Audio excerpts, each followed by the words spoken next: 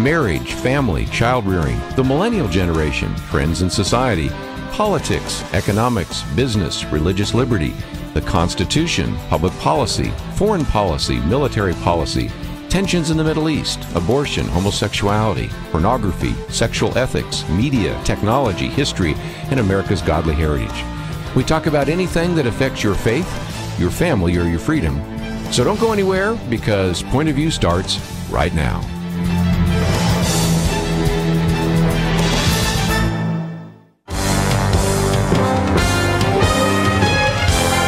Across America, live, this is Point of View.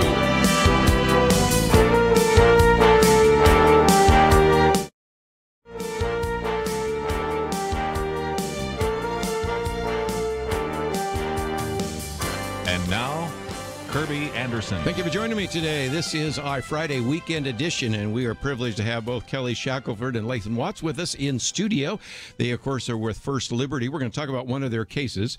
A little bit later, we're going to talk about a case that is not theirs, but relates very much to one that they have out of Oregon, because we yesterday talked about the Jack Phillips case. And even yesterday, we were talking about how vital these religious liberty organizations are, because David French, who was in studio with us a couple of months ago, wrote this piece called The Two-Faith Nation, in which he points out, and I'd love to get your guys' comment about this, that it used to be that the religious liberty guys, you know, there were just a few of them, and they were kind of dealing with some of those on the periphery. You know, could a Native American group build a sweat lodge, and was a quirky homeschool family getting harassed by state education officials? And now he said, you guys are the SEAL Team 6 out there, because these issues are coming every single day. And Kelly, let me come to you. I remember when we first talked about years ago, let's have kind of a religious liberty update on Fridays. At the time, I thought, are we going to have enough to cover? We could do this every single day. And I think the point he's making is that more and more people on the other side are coming against religious liberty at a time when, not so long ago, we passed the Religious Freedom Restoration Act, and it was introduced by Chuck Schumer and Ted Kennedy, and that was not controversial, but it sure is controversial now, isn't it? Well, yeah, now they're trying to offer new bills to, drastically cut what's in the Religious Freedoms Restoration Act. So, yeah, it is, and I think he's somewhat right when he says, this is the culture war, and sort of the SEAL Team 6 in the culture war is these battles that we're having to fight to keep the basic freedoms that the country was built upon and that the culture was based upon. So, I mean, I think he's correct. And I hope he's not correct that we become so, it's so divided that there's this, as he said, two-faith nation. I mean, it should be that everybody is for these things. I mean, yes, it should be. Even if you're not pro-life, to be in favor of infanticide is just beyond the pale, And so that's where a lot of confusing things are happening now, because things that even people who were on opposite sides could all agree upon, it seems like people are losing. We could all agree that anti-Jewish statements should be condemned, but evidently that's now difficult. That's difficult. You're seeing these things that we've never seen before, and that's what's a little disturbing.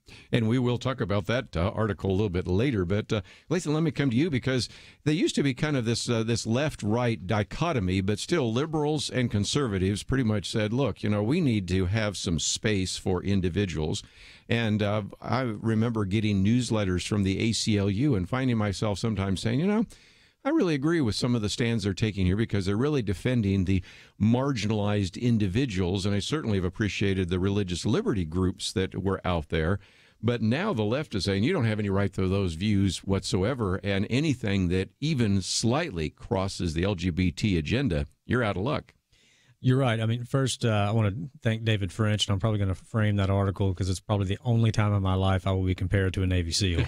So, although you do have a few people there on your team that could have qualified. Absolutely, yeah, but I'm not one of them. You're not one of them. So I'll take that any chance I can get. I loved it. The pleasure of meeting a couple of Special Forces guys, and that's the only time I'll be confused for Navy SEAL. But you're right. There was a time when it was common parlance, in political dialogue or discussion and even debate and disagreement, where you would hear the phrase, I disagree with everything you're saying, but I would fight to the death to defend your right to say it. And you don't hear that anymore. Mm-hmm. Now it's, I disagree with everything you're saying, and therefore you don't have the right to say it, or you should not have the right to say it. And these religious liberties issues, like the David French article pointed out, it used to be we were sort of defending minority religions because the general accepted culture was friendly to the quote-unquote majority religions. Well, now it's a good thing that we do, and good thing that we did, and Kelly over his career has defended these minority religions because the protections that we won for them, we now rely upon. That is so true. And simply because, as Kelly pointed out, what used to be sort of culturally accepted no longer is.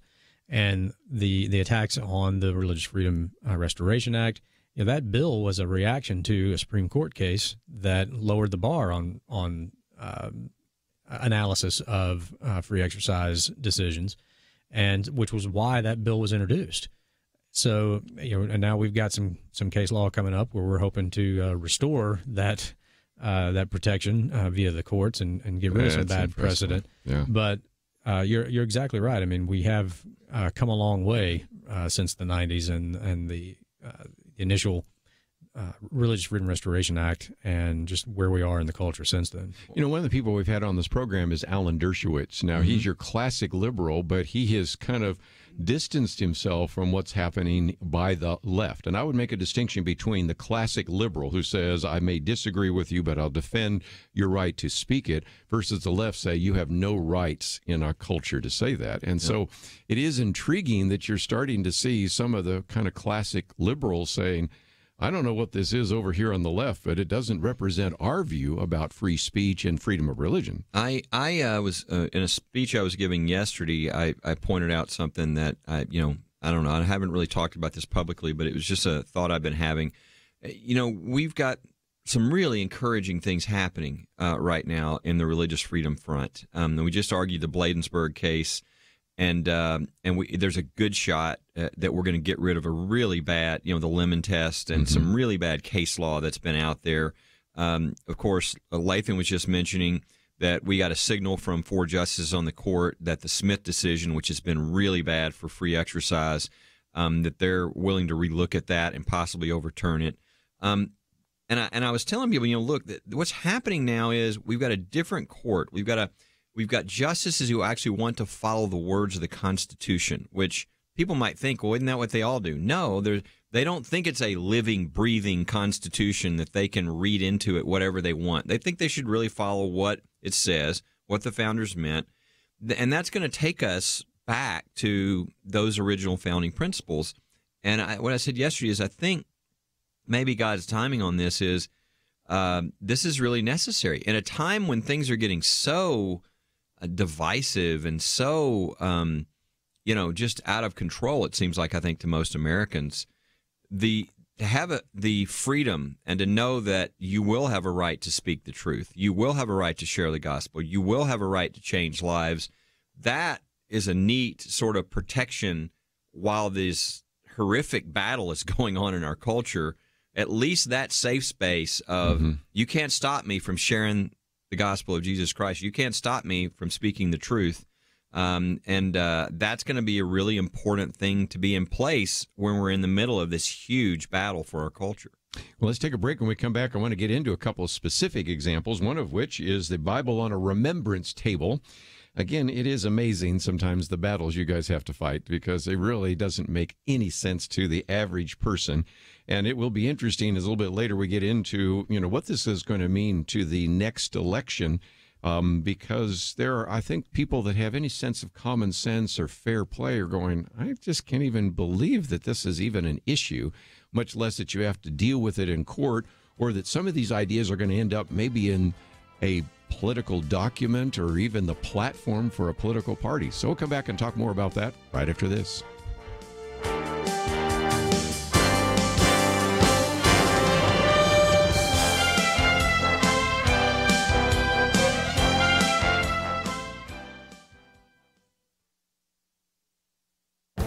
This is Viewpoints with Kerby Anderson.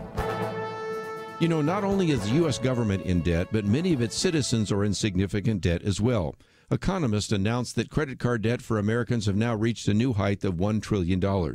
Matt Schultz is senior industry analyst at creditcards.com. He says this record should serve as a wake-up call to Americans to focus on their credit card debt.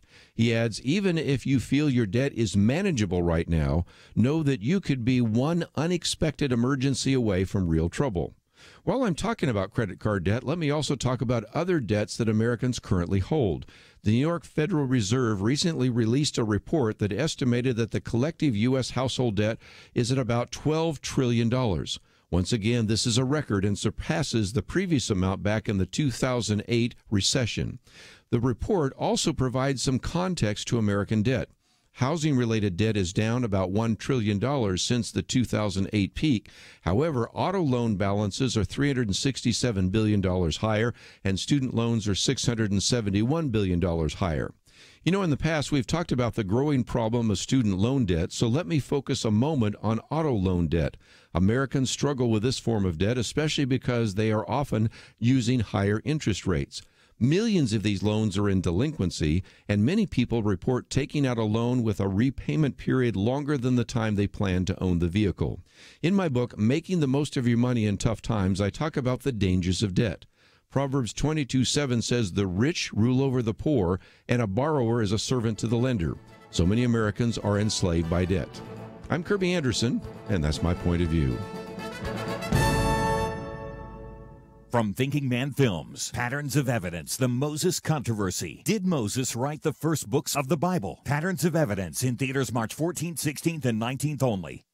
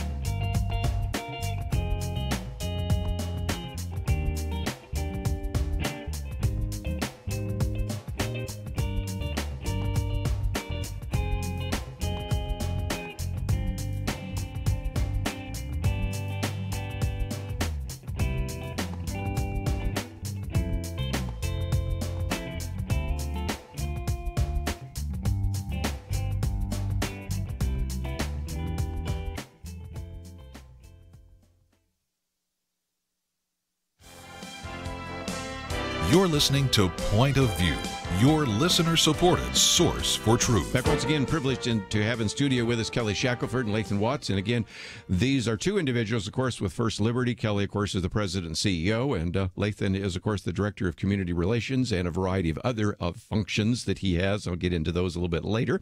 We do also have some links to a couple of articles, and the first one, which you can go and find at First Liberty, we always make it real easy, and that is simply go to pointofview.net, click on the one on the Bible on the Remembrance Table.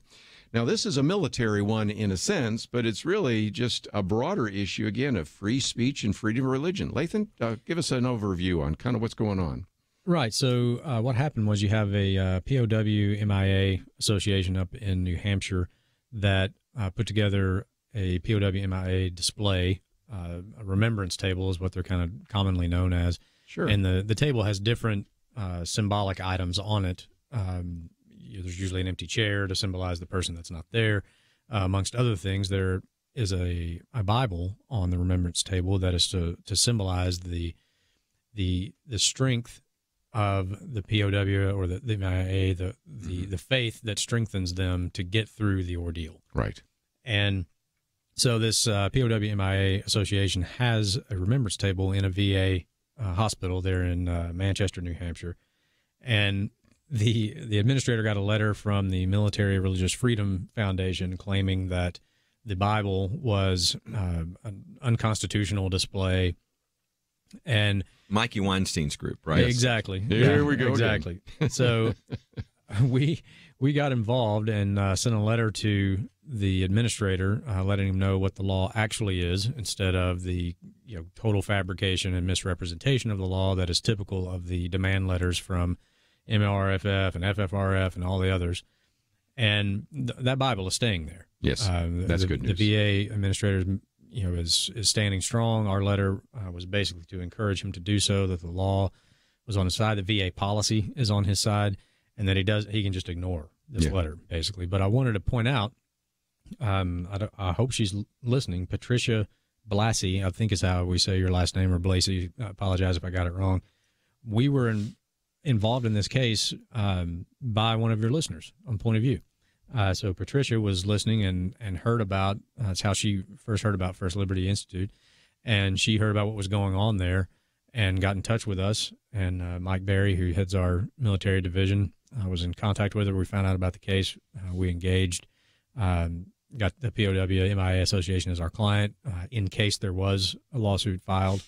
But as Mike was quoted in the Fox News article about it, if Mikey wants to take that Bible off the table, or any other group, they're going to have to come through us to do it. Mm-hmm. So I want to thank Patricia and your listeners. There's a case that you can be proud of here at Point of View, that you had an immediate impact. And all of you out there listening, when you come across stories like this, don't assume that we've heard about them.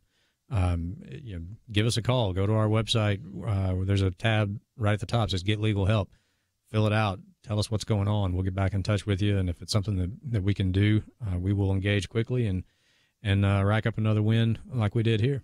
Well, and you don't know. We don't know for sure, but I mean, it's very possible that if the Point of View listener didn't call us, it's very possible that they would have taken that Bible off the table. I would think. And so, and that's another sort of lesson here is notice that Mikey Weinstein and his group come in and threaten, this is unconstitutional and all this, and they're going to, you got to take this Bible off the table. All right, we came forward and said, no, that's not the law. Here's what the law is. Notice that there's no lawsuit that's been filed. Okay, so this is what people like Mikey Weinstein do. They run around and threaten, but they're just hoping you're going to cave because they don't want to fight because they're going to lose if they fight, and actually create great precedent in the process. So I just encourage people, and you see this all the time, you see these threats and these different things. If we can get in there and help the government officials or whoever, a lot of times we can stop things from happening that, would be damaging to the community. And, that would just be, if you start setting a precedent that all these POW MIA tables, that you're going to strip the Bible off of those. One of the things in our letter to the VA was how the stories of men that talked about faith and how it saved their life as they served. And that's what the Bible's there for. And, the other side, people like Mikey Weinstein and others, they use this approach where they say, well, it's the Bible. It's not the Quran. It's not something else. It's not.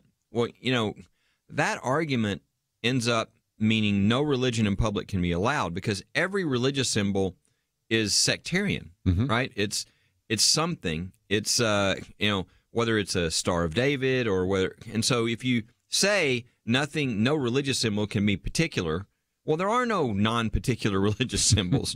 So it's just obviously that Bible was there to represent faith and that aspect.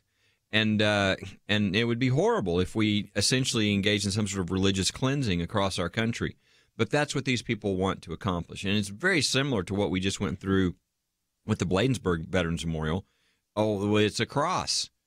Well, okay, so what? It's sectarian. Yeah. Well, yeah, but all religious symbols are sectarian. Every religious symbol you're going to find. So if you got to tear down all the sectarian religious symbols, then guess what?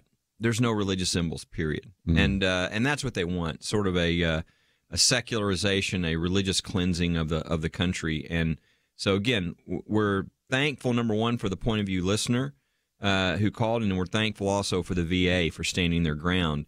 But we're ready. We represent the private group that is in charge of that table, and we'd love for Mikey Weinstein to file a lawsuit because we think it would put an end to all this nonsense. And a lot of times when in cases where we end up having to be the ones to file the lawsuit, a lot of times it is because some official has overreacted out of fear of being sued by other groups like this. Because this is what they do. They send out thousands of letters a year, and they are banking on the fact that you don't know what the law is and that your fear of getting sued, you will cave in and give in to their demands. So a lot of times we have to go meet with people and say, look, if you're acting out of fear of getting sued, we're the people you really should be afraid of, because if you do what this letter asks you to do, you are going to trample the religious liberty rights of other people, and we will bring a lawsuit, and we will win. We actually have a above 90% win rate. So, it's one side's going to threaten and never do anything, and when they, in the rare case they do, they lose. It's going to be different. I would encourage people, I know point of view listeners a lot of times think, what can I do? Yes. Obviously you can do what Patricia did. You can call when you see something, etc. But everybody listening to this can do something. You've got the article there that was on this dispute and what's going on. People can get a link to that. They can go to pointofview.net or they can go to firstliberty.org. You can get a link to that article and share it with your friends. Sure. Put it on Facebook, Twitter, email, whatever. How many people even know this kind of thing is happening? Most people don't, because, you didn't see it over the news because it's just not important to a lot of people. But it's important to people of faith all over the country. It's important to people who served in this country. And I bet they don't know. I bet if you sent this out to 20 friends, I bet 19 of them would have never heard this even happen. Yeah. And so educating people, and see, they would not only see the attack, but they would see if people stand their ground, you win, and if the law is on our side. And then that gets people to not cave when this happens in front of them, or maybe with their kids at school or somewhere else. So something every point of view listener can do is take this information, share it with their friends, and just make sure you're in the loop on these types of things. I know it's easy at First Liberty. There's a deal where you can sign up for an email that you get every 2 weeks. But sure. The main thing I care about that email is when people get this, they can pray for cases, they can see, but they can share these victories with others that then emboldens them to live more freely in their faith. And again, one of the action items here is to stand up and take an action. Patricia did, and you might say, well, who am I? Well, we have the Kuntz cheerleaders. You couldn't get much younger than that, or some of these little kids that wanted to pray over their meal. And if they stand up, then you have no excuse for standing up as well. And when you stand up, you establish a precedent in the right direction rather than the one that Mickey Weinstein wants to go in the opposite direction. So we need to take a break, but your colleague, Jeremy Dice, who's been on the program with us many times, of course, we play his commentary at quarter to the top of the hour, has written a piece called When Neutrality Towards Religion Fosters Religious Discrimination, and part of it relates to Jack Phillips. And we did announce yesterday what I think most of you already have heard earlier in the week, but we came back to it again, about that ordeal seems to be over. But what about this from a legal point of view, and what's the future? And so I want to get, again, two very accomplished lawyers here to give us some perspective and kind of look to the future and really understand how to win these cases and what's at stake. So we'll take a break, come back with more right after this.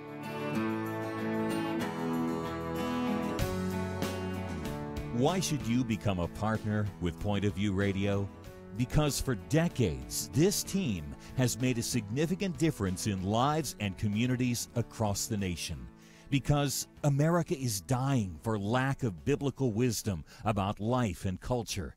You should give because your gift will make possible cutting-edge information on issues that matter, information you won't hear anywhere else. Why? Because your gift will change lives, because you'll influence our culture with biblical truth, and because you can make a difference for the future. Our nation needs a truth team very badly. Support Point of View Radio today at pointofview.net. Click on Join the Truth Team and choose your level of support. Pointofview.net, or call 800-347-5151, 800-347-5151, or mail that first donation to Point of View, Box 30, Dallas, Texas 75221, Box 30, Dallas 75221. Point of View will continue after this.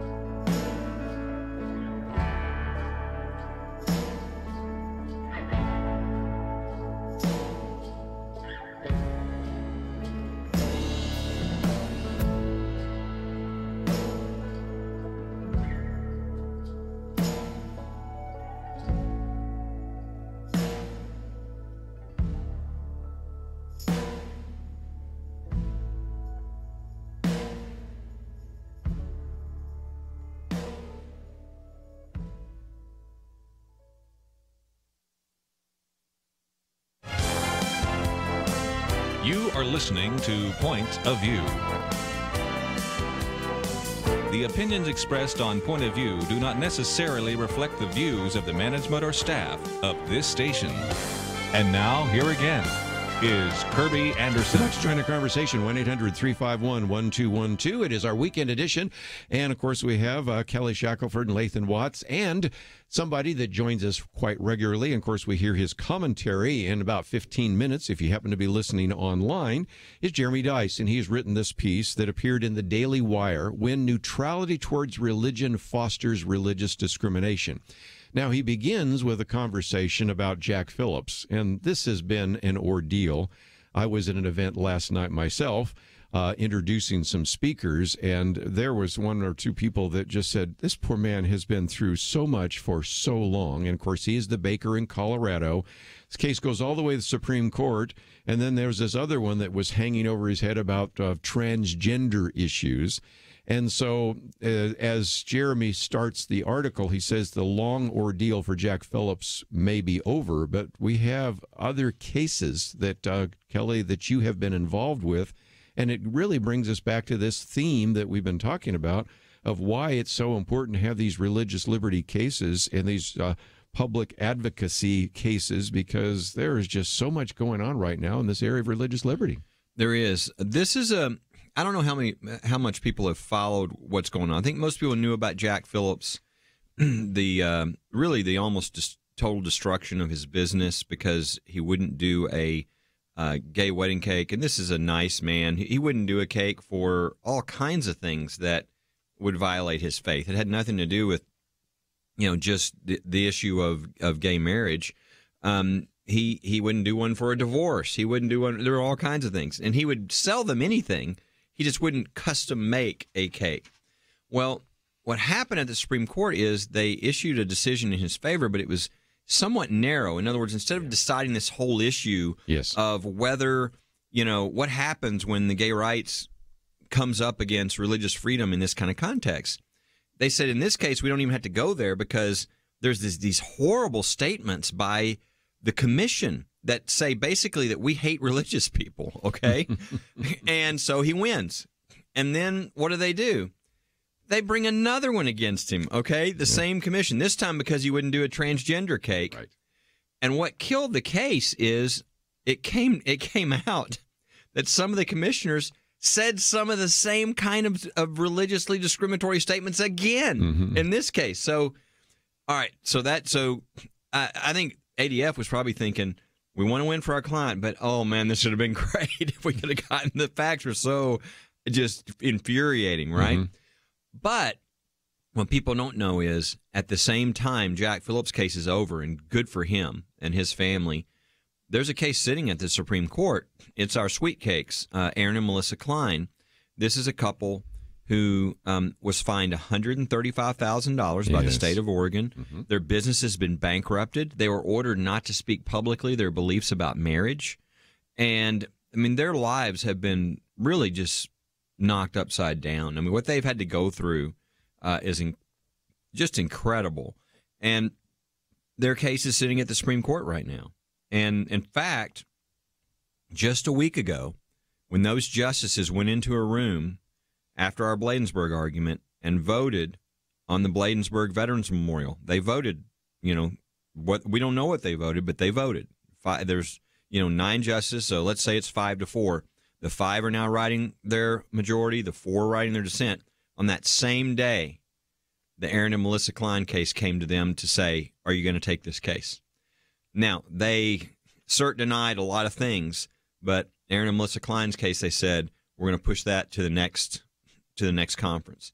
So we don't know if it's going to be the next conference or the conference after that or whatever, but in the next month, 2 months, they're probably going to make a decision. And it would be a great case to resolve this issue. The facts are clear. It was only a custom cake. And the question is, can you force someone to either violate their faith, or do you have the authority then to fine them massive amounts of money and destroy their business and even order them not to speak their beliefs about marriage publicly? I mean, it's set up to be a great case to resolve this issue for every other wedding vendor or any other situation that's similar. This is the Oregon's Bureau of Labor and Industries, and they seem to share a lot of, if you will, DNA with the Colorado Human Rights Commission. What are your thoughts, Lathan? Right. So, yeah, they said some pretty awful things about Aaron and Melissa Klein and their faith. You were very similar to what happened to Jack Phillips in Colorado. And I know everybody is happy for Jack and his family that ordeal is over. And as Kelly said, that decision that came out from the Supreme Court, the ink was barely dry before somebody walked in and asked him to do something else they knew he wouldn't do, and went right back to the. And so exactly. So it was clear that the instruction that Colorado took from that case was, well, we can still force him to do this as long as we don't say mean things about him. Like, just hide your hostility to religion, and you can still go try to force them to violate their deeply held religious beliefs. Now, as Kelly mentioned, they couldn't hide it. They did say other, terrible things, and probably realized that they were going to get the exact same type of treatment from the court if it persisted. So they dropped everything, and so that case is over in Colorado. A couple of the maybe key differences in Aaron and Melissa Klein's case to the Colorado case, which I think, as Kelly said, makes it really the perfect vehicle for the Supreme Court they want to answer this question once and for all. Number one, Jack Phillips still had a business through that whole thing. His business was certainly severely impacted, but he stayed in business. Yes. Here you have the state bankrupting someone because they don't like what they believe.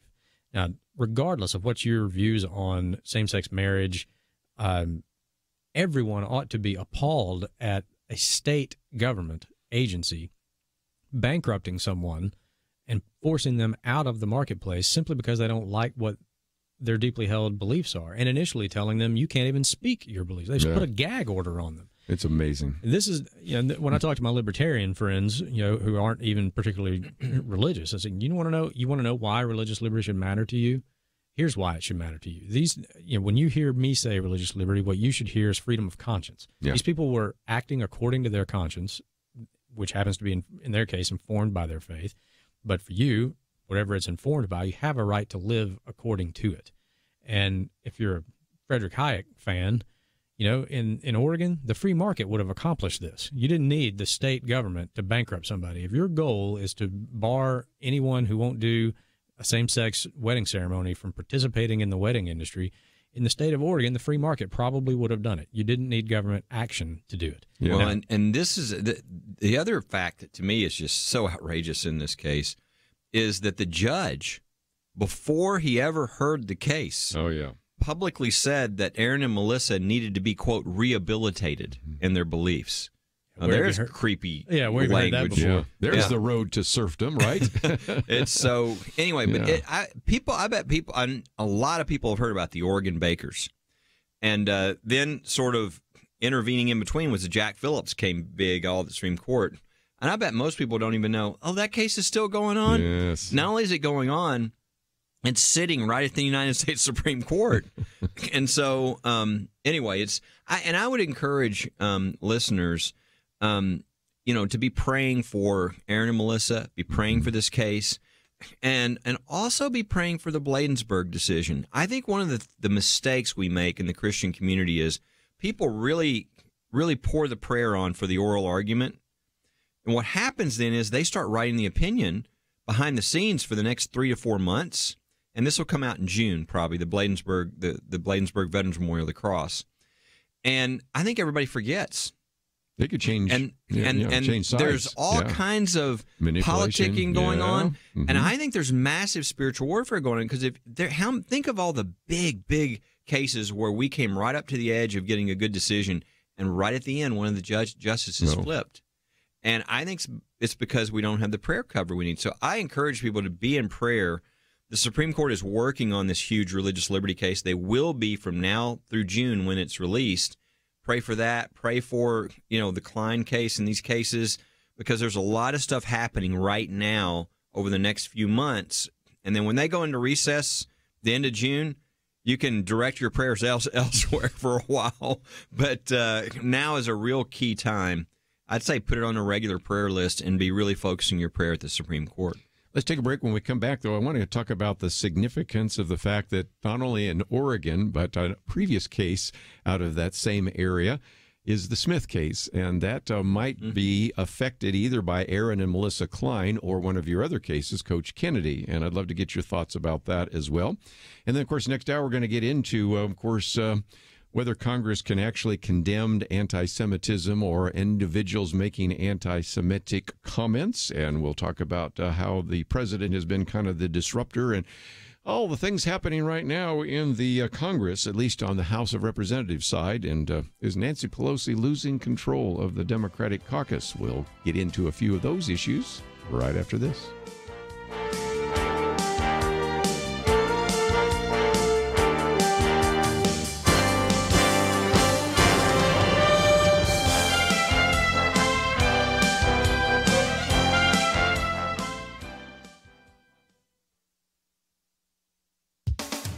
Tennis great Martina Navratilova is speaking out bluntly against the trend in which athletes who are born male but identify as female are increasingly allowed to compete in women's sports. Navratilova is a lesbian and has promoted women's professional sports and LGBT causes for decades. Now, for speaking the truth, she's in hot water with her tribe. In a recent op-ed published in the Sunday Times of London, she wrote, "To put the argument at its most basic, a man can decide to be female, take hormones if required by whatever sporting organization is concerned, win everything in sight and perhaps earn a small fortune, and then reverse his decision and go back to making babies if he so desires. Some pro sports are looking at relaxing the rules regarding males competing as trans women. The 18-time Grand Slam tennis champion says it's insane and it's cheating." Last December, she tweeted, "You can't just proclaim yourself a female and be able to compete against women." Martina Navratilova was quickly dropped from the board of Athletes Alley, an LGBT sports advocacy group she served for years. Canadian cyclist and college professor Rachel McKinnon blasted her, calling her a traitor. McKinnon, a male who identifies as a transgender woman, has argued against requiring biological males to suppress testosterone as a requirement for competing against women. It's, quote, "a rights issue," says McKinnon, who won the women's sprint in the Masters Track Cycling World Championship in October. This nonsensical agenda threatens to undo feminists' hard work in elevating women's sports. Women are losing titles and even scholarships to biological men. Martina Navratilova wrote, "The rules on trans athletes reward cheats and punish the innocent." Sports is such an obvious area where biology really matters. Perhaps Navratilova's celebrity and accomplishments, and ironically her past efforts on behalf of LGBT issues, will convince the sports world to heed her common sense arguments. For Point of View, I'm Penna Dexter.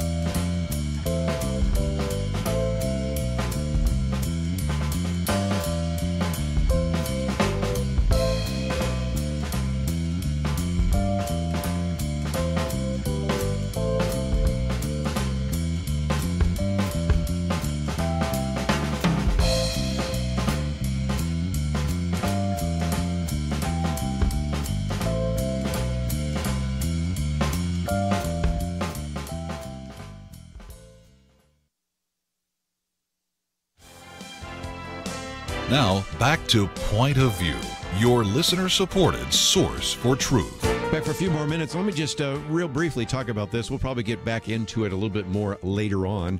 But I won't claim to be a lawyer or a person who plays a lawyer on television, but I do recognize that there's both the establishment of religion, and that is something that could be challenged right now because of the Bladensburg Cross, the so-called Lemon Test.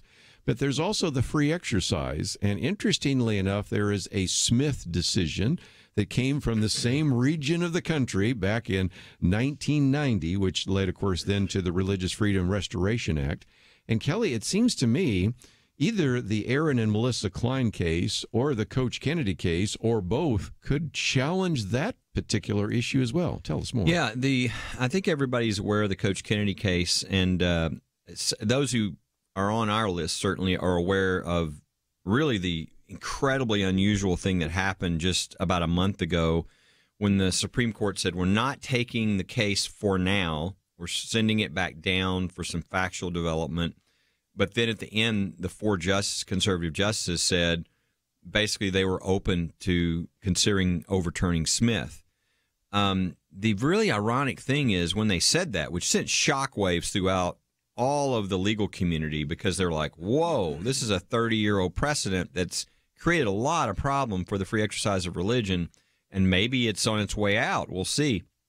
But when they said that, the thing that we knew at First Liberty is we had a case, Aaron and Melissa Klein's case, and the last point of error we made a decision to put in at the end.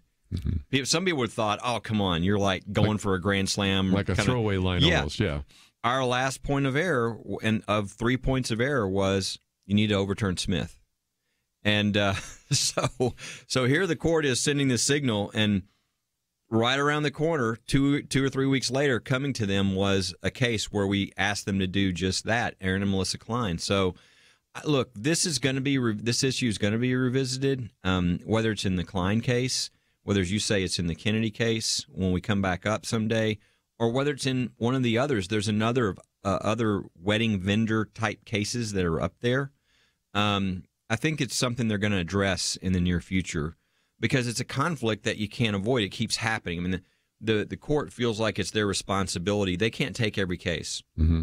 They will tell you, we're not a court of error. What that means is their job is not to just correct errors. They're the Supreme Court.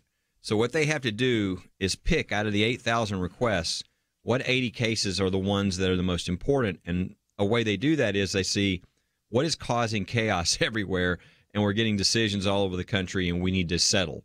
Or where is there a conflict from one state, one circuit to the other? That's what they look at. And certainly this issue is breaking out all over the place, and it's something they've got to resolve. Lathan, help us out with this idea of burden, because there are times when obviously the government has to say we'll limit your religious liberty. You know, if you have in your religion, we always like to use the hyperbole, but I'll use it. If your religion says human sacrifice, sorry, you lose out. That's obviously, but in most cases, what is the burden for Aaron and Melissa Klein to say, well, we don't actually do custom cakes, but we can send you down the road to, as a matter of fact, 2 or 3 different bakeries that would be glad to do that. There doesn't seem like there's any kind of burden there. So talk about that. Yeah, exactly. I think what we're seeing with this case and others that Kelly mentioned is after the Obergefell decision, where Justice Kennedy discovered dignitary harm in the Constitution, you have basically 2 groups of people in America who are, if we assume the best intentions of everybody, which I like to, 2 groups of people who are looking to find a reasonable middle ground, a way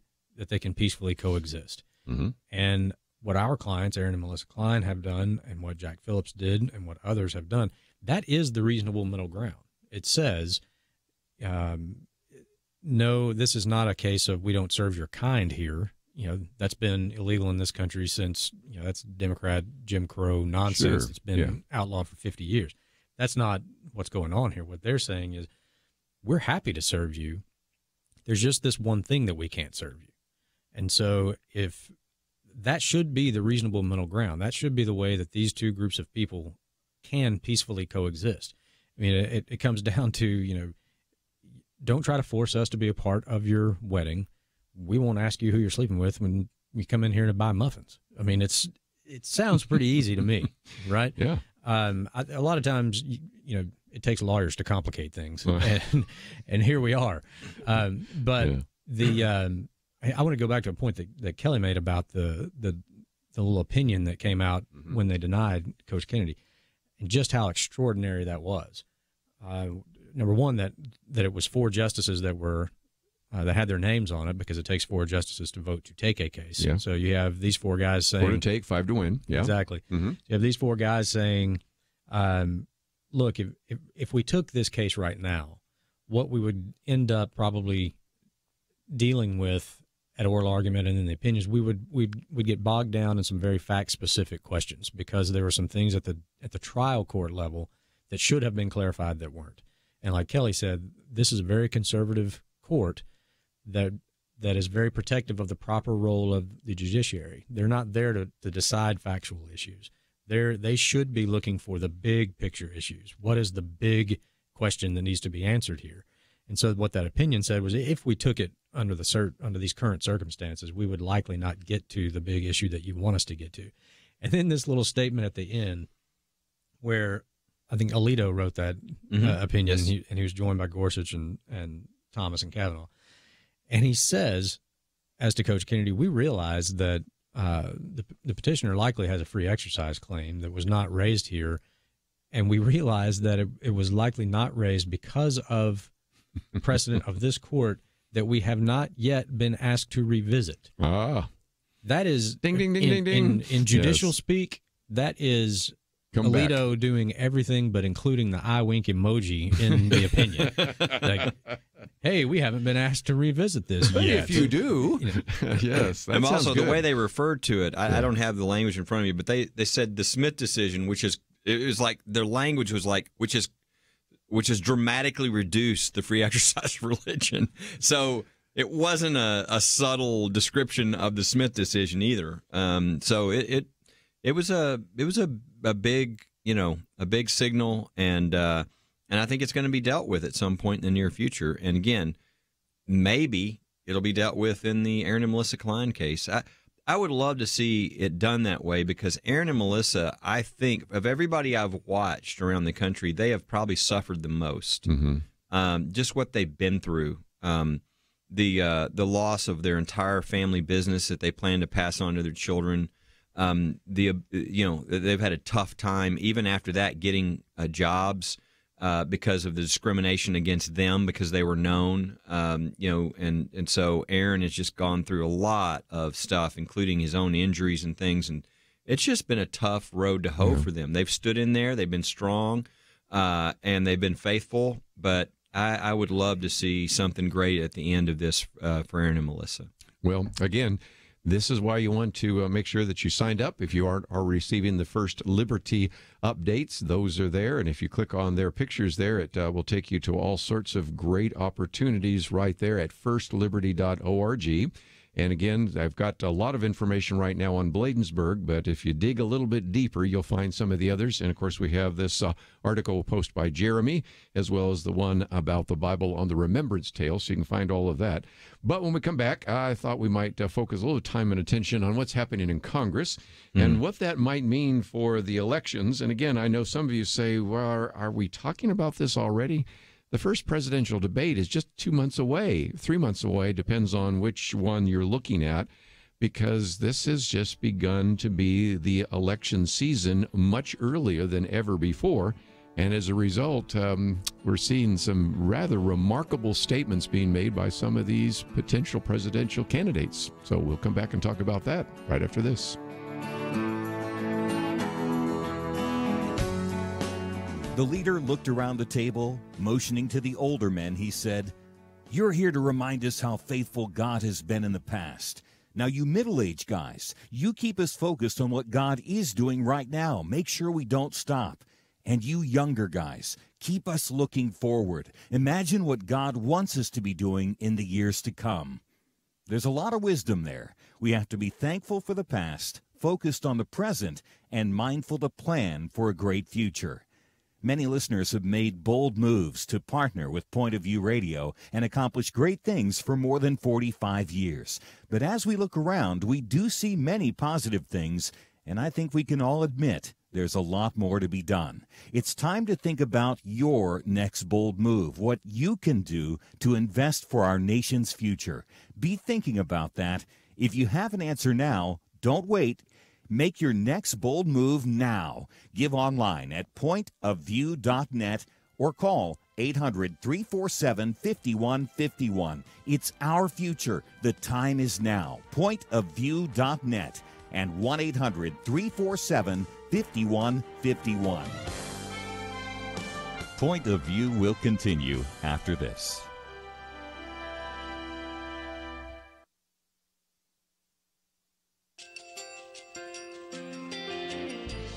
I just want to thank you so much for all the wonderful programming you have. You're just absolutely fantastic. I recently started listening to Point of View, and I really found it interesting because of the different subjects you cover. Thank you for that. I really appreciate everything that you do in keeping us informed. Thank you, Kerby, for everything that you have been doing. I appreciate all the work that you're doing, advocating for the Word of God. Thank you so much. Point of View, I think, is absolutely necessary because it's a Christian perspective, a biblical worldview perspective, and receive very current, up-to-date information about what is really going on, week to week in our culture, which is changing so rapidly, and yet it's morally sliding backwards. Yeah, I'm just, first of all, I thank you guys. Y'all's program is wonderful, and enjoy it every day. I learn so much every time I listen to it. Point of View Radio Talk Show.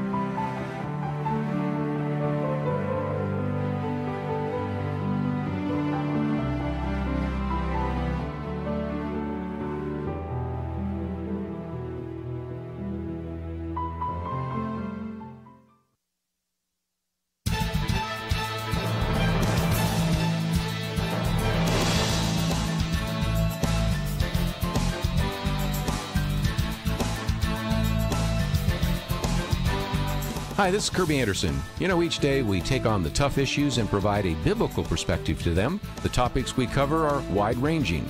Apologetics, theology, prophecy, creation and evolution, intelligent design, marriage, family, child-rearing, the millennial generation, trends in society, politics, economics, business, religious liberty, the Constitution, public policy, foreign policy, military policy, tensions in the Middle East, abortion, homosexuality, pornography, sexual ethics, media, technology, history, and America's godly heritage. We talk about anything that affects your faith, your family, or your freedom. So don't go anywhere, because Point of View starts right now.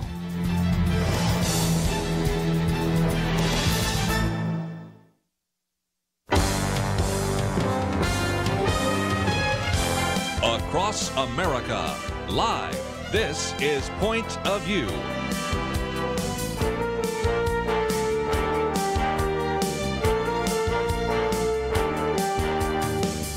And now, Kerby Anderson. Thank you for joining me. It is our weekend edition, and Kelly Shackelford is in studio with us. Lathan Watts as well. They're both with First Liberty, and we're going to be talking a little bit later about some of the religious liberty issues that they have been front and center with. And I think these are going to be really interesting. One, a Bible on a Remembrance Table, is our first article. One of our others, I think it's the fourth article, When Neutrality Towards Religion Fosters Religious Discrimination. So we'll get to those in just a little bit. But our second article is by David French. And, of course, Kelly, you know David French. As a matter of fact, he was sitting in that chair just a couple months ago. And it's called Ilhan Omar Shows How Intersectionality Can Elevate Bigotry. Now, it's a big words for something that has become a real issue this week. Matter of fact, I also posted another one called Speaker Ocasio-Cortez, because is it possible that Nancy Pelosi is losing control of the House Democrats because instead of condemning some things that I think most people would agree were anti-Semitic and anti-Jewish and anti-Israel, we ended up with this very kind of bland condemnation of all sorts of hate. And I think there's just a sense in which some groups, because they are seen as victims, identity politics, aren't really held accountable. What's your thoughts? Yeah, I'm really shocked by this, and I think this is going to really be damaging to the Democratic Party. I mean, there have been a few of these situations recently, even in the Senate, when somebody was attacked, for their religion in confirmation hearing. And there you go. Yeah, and everybody joined. I mean, Democrats and Republicans all joined the condemnation. That was appropriate. It was an attack, I think, on the Knights of Columbus is the one I'm thinking of. Mm-hmm. And this is worse. I mean, this is true racial bigotry. I mean, it's anti-Semitic. There's just no doubt about it. And I would have thought that everybody would agree. And the idea that there's been a faction within the Democratic Party that is sort of oppose this with such vigor that there's not really now some people say, oh yeah, they're condemning the anti-Semitic. Yeah, I mean, look, if I were to make a mistake or something, or let's say you're trying to condemn somebody that says something anti-Semitic, and you say, instead of you apologizing, you say, I'm sorry for any hatred I ever had in my life for any of the following groups. And then you list 150 groups. Pacific Islanders and some in this list. I mean, you're going, what? Where did this come from? It's not a condemnation. It's like saying we're against all hate. Well, of course, so it really doesn't do anything. So this was really somebody who engaged in anti-Semitic behavior that the House could not, the majority could not get enough support to call out. And so if I'm Jewish, I'm very concerned right now about the Democratic Party.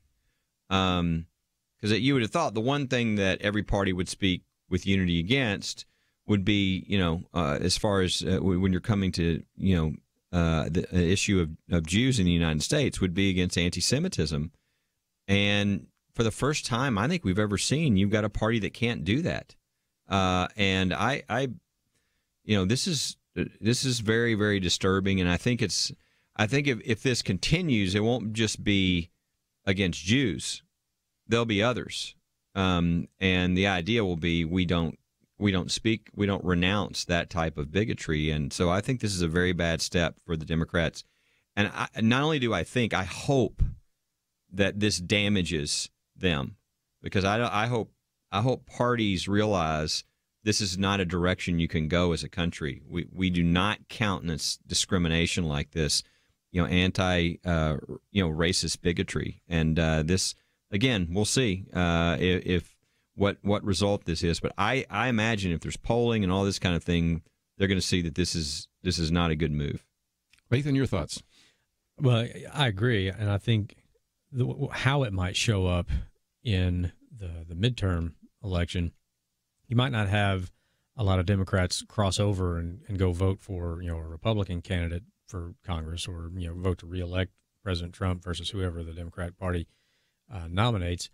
But if they're this disturbed, or they're just disgusted with what they're seeing in their own party, they may just not vote. They may just say, look, I'm not a Republican, never going to vote for a Republican, but I just can't support this, and so I'm just staying home.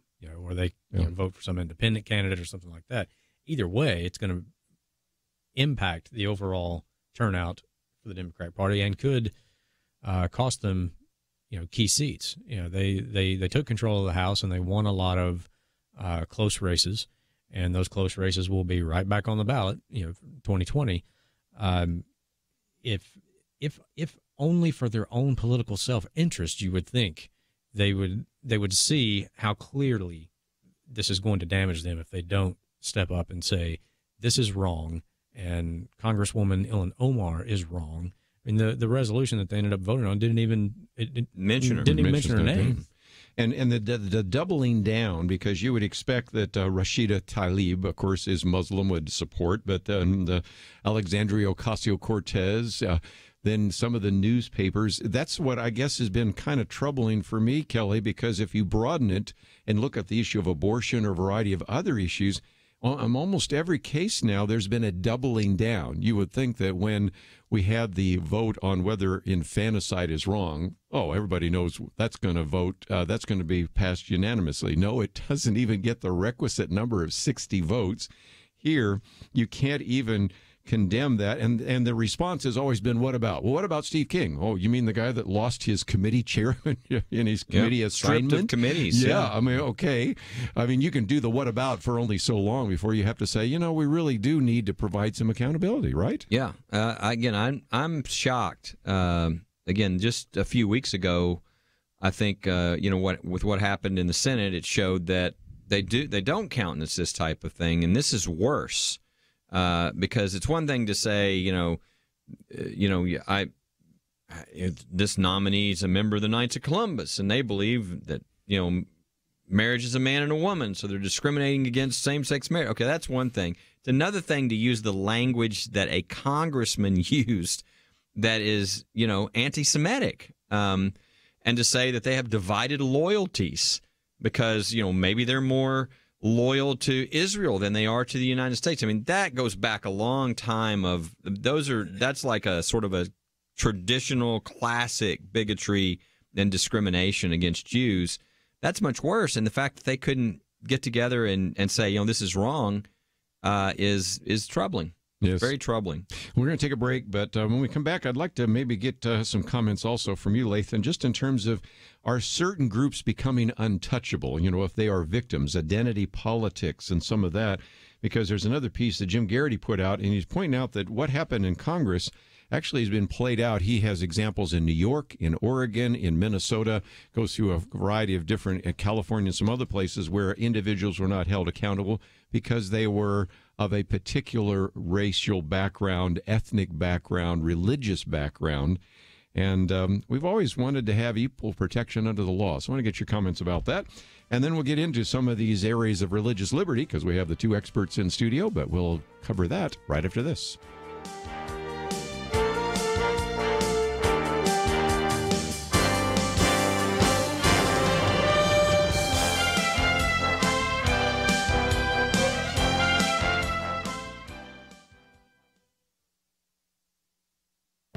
This is Viewpoints with Kerby Anderson. You know, not only is the U.S. government in debt, but many of its citizens are in significant debt as well. Economists announced that credit card debt for Americans have now reached a new height of $1 trillion. Matt Schultz is senior industry analyst at creditcards.com. He says this record should serve as a wake-up call to Americans to focus on their credit card debt. He adds, even if you feel your debt is manageable right now, know that you could be one unexpected emergency away from real trouble. While I'm talking about credit card debt, let me also talk about other debts that Americans currently hold. The New York Federal Reserve recently released a report that estimated that the collective U.S. household debt is at about $12 trillion. Once again, this is a record and surpasses the previous amount back in the 2008 recession. The report also provides some context to American debt. Housing-related debt is down about $1 trillion since the 2008 peak. However, auto loan balances are $367 billion higher, and student loans are $671 billion higher. You know, in the past, we've talked about the growing problem of student loan debt, so let me focus a moment on auto loan debt. Americans struggle with this form of debt, especially because they are often using higher interest rates. Millions of these loans are in delinquency, and many people report taking out a loan with a repayment period longer than the time they plan to own the vehicle. In my book, Making the Most of Your Money in Tough Times, I talk about the dangers of debt.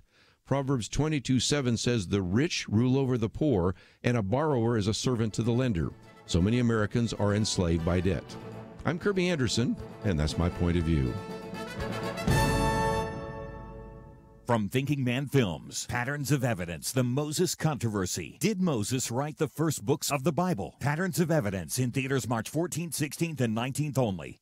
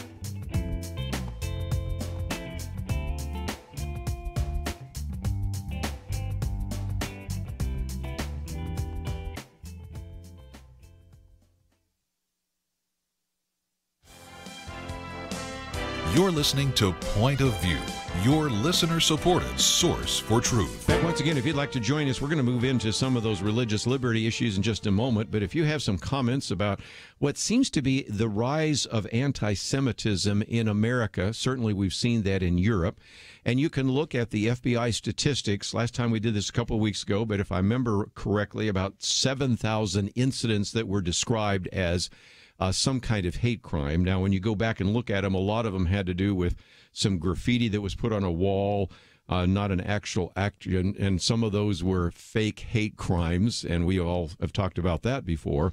But you have seen that there aren't as many as you might think, even 7,000 compared to 350 million people. But there's one part of that where even though the hate crimes seem to be declining, they do seem to be increasing in terms of anti-Semitism. I want to get to that in just a minute, but the other question I'd put before you, Lathan, is there almost seems to be evidence, and I'm looking at both the David French article, one by Jim Garrison and a couple of others, that are saying that if you are of that right victim identity, so-called identity politics, it's almost like we don't hold those individuals accountable. What's your thoughts?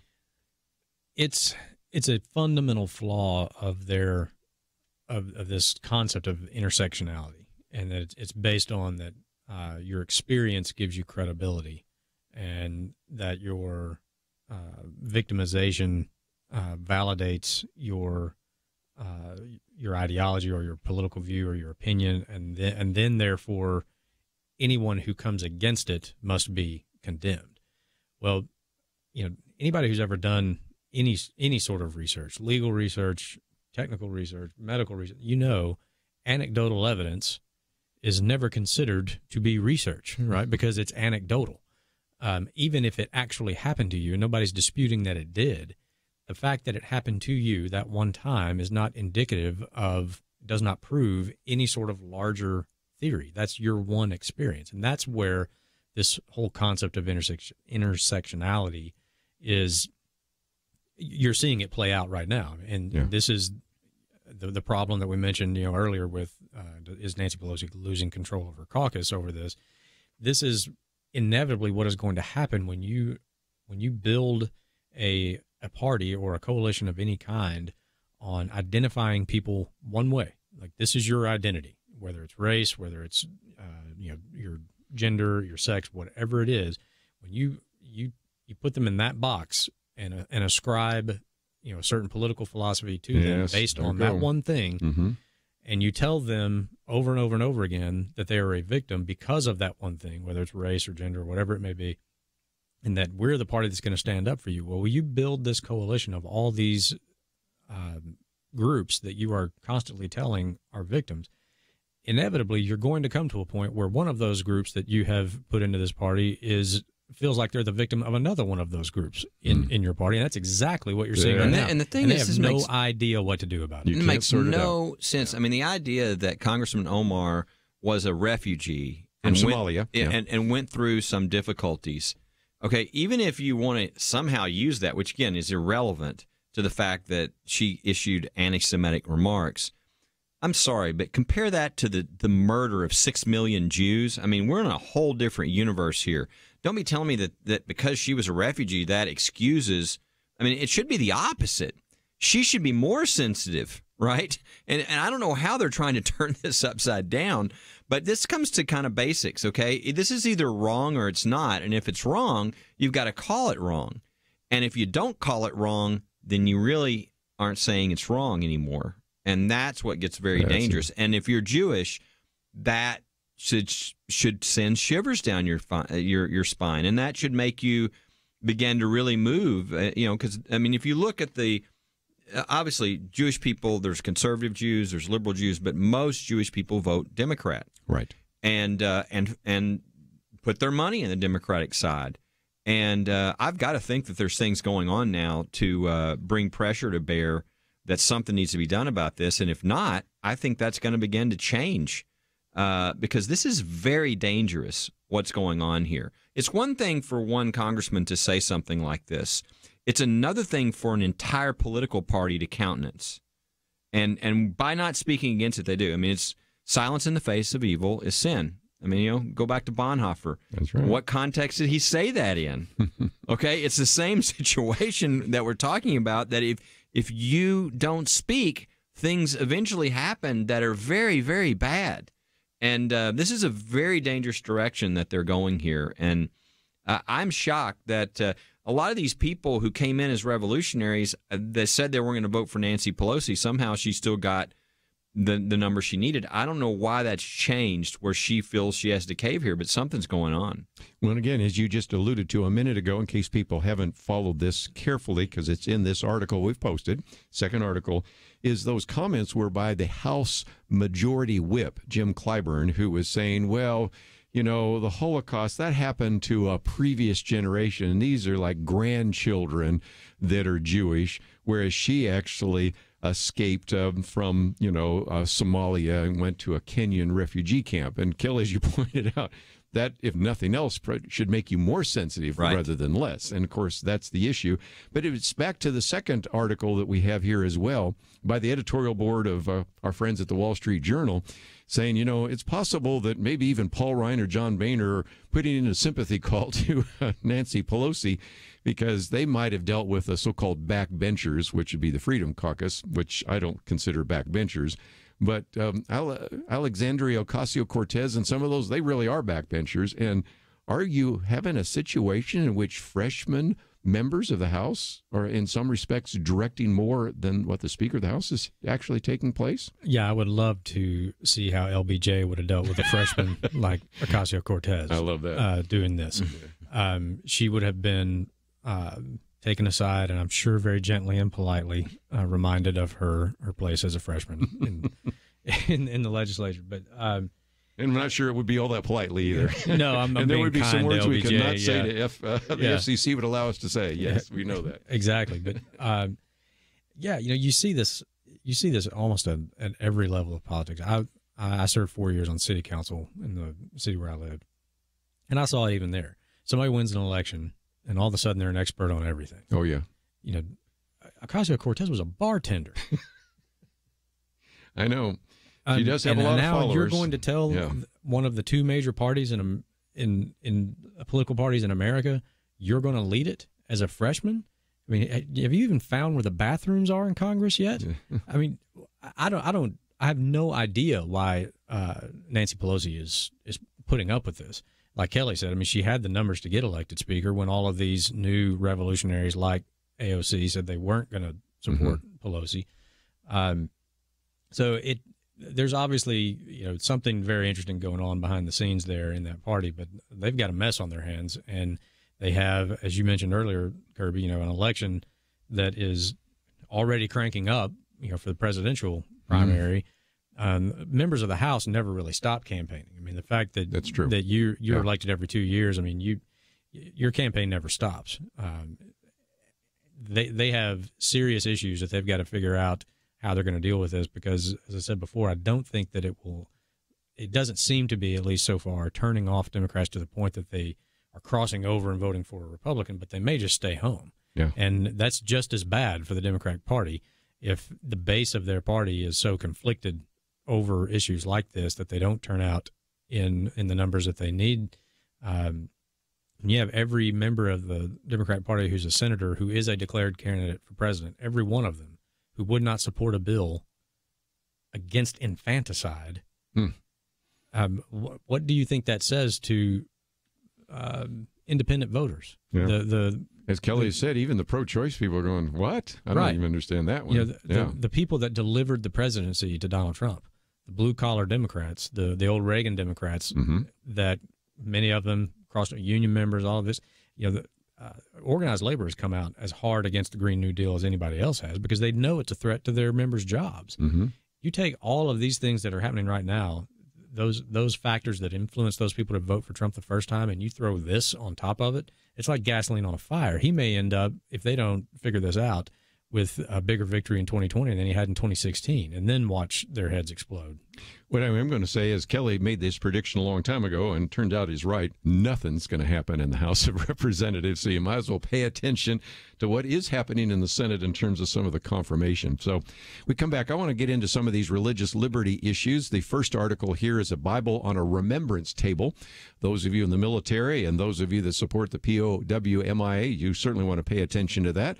And then Jeremy Dice, who has, of course, been on the program with us before, got this piece. It's I think the last article we posted here, When Neutrality Towards Religion Fosters Religious Discrimination.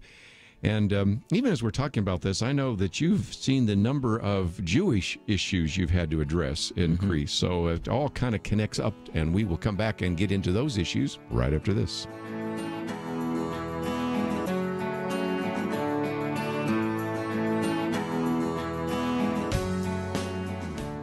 From Thinking Man Films and Fathom Events comes Patterns of Evidence, The Moses Controversy. A new documentary follows investigative filmmaker Timothy Mahoney's faith-affirming journey throughout the Middle East in search of scientific evidence that Moses wrote the first books of the Bible. The Lord said to Moses, write this in a book.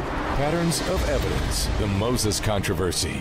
In theaters March 14th, 16th, and 19th only. More information is available at patternsofevidence.com/Moses. Is there a lot of free time in your schedule? Probably not. Most of us are on the go all the time, and Point of View is ready to go with you no matter where on the go is. Visit the App Store for your phone or tablet and search for Point of View Radio. Our app lets you listen or watch anytime it's convenient for you. And since we're told to be doers, not just listeners, the app provides a quick way to take action on the issues we're talking about. You can send us a question, find a local radio station, read articles, listen and share Kerby's Viewpoints commentaries. It's a lot of impact in one little free app. Visit the App Store today, right now, and download the Point of View Radio app. Point of View will continue after this.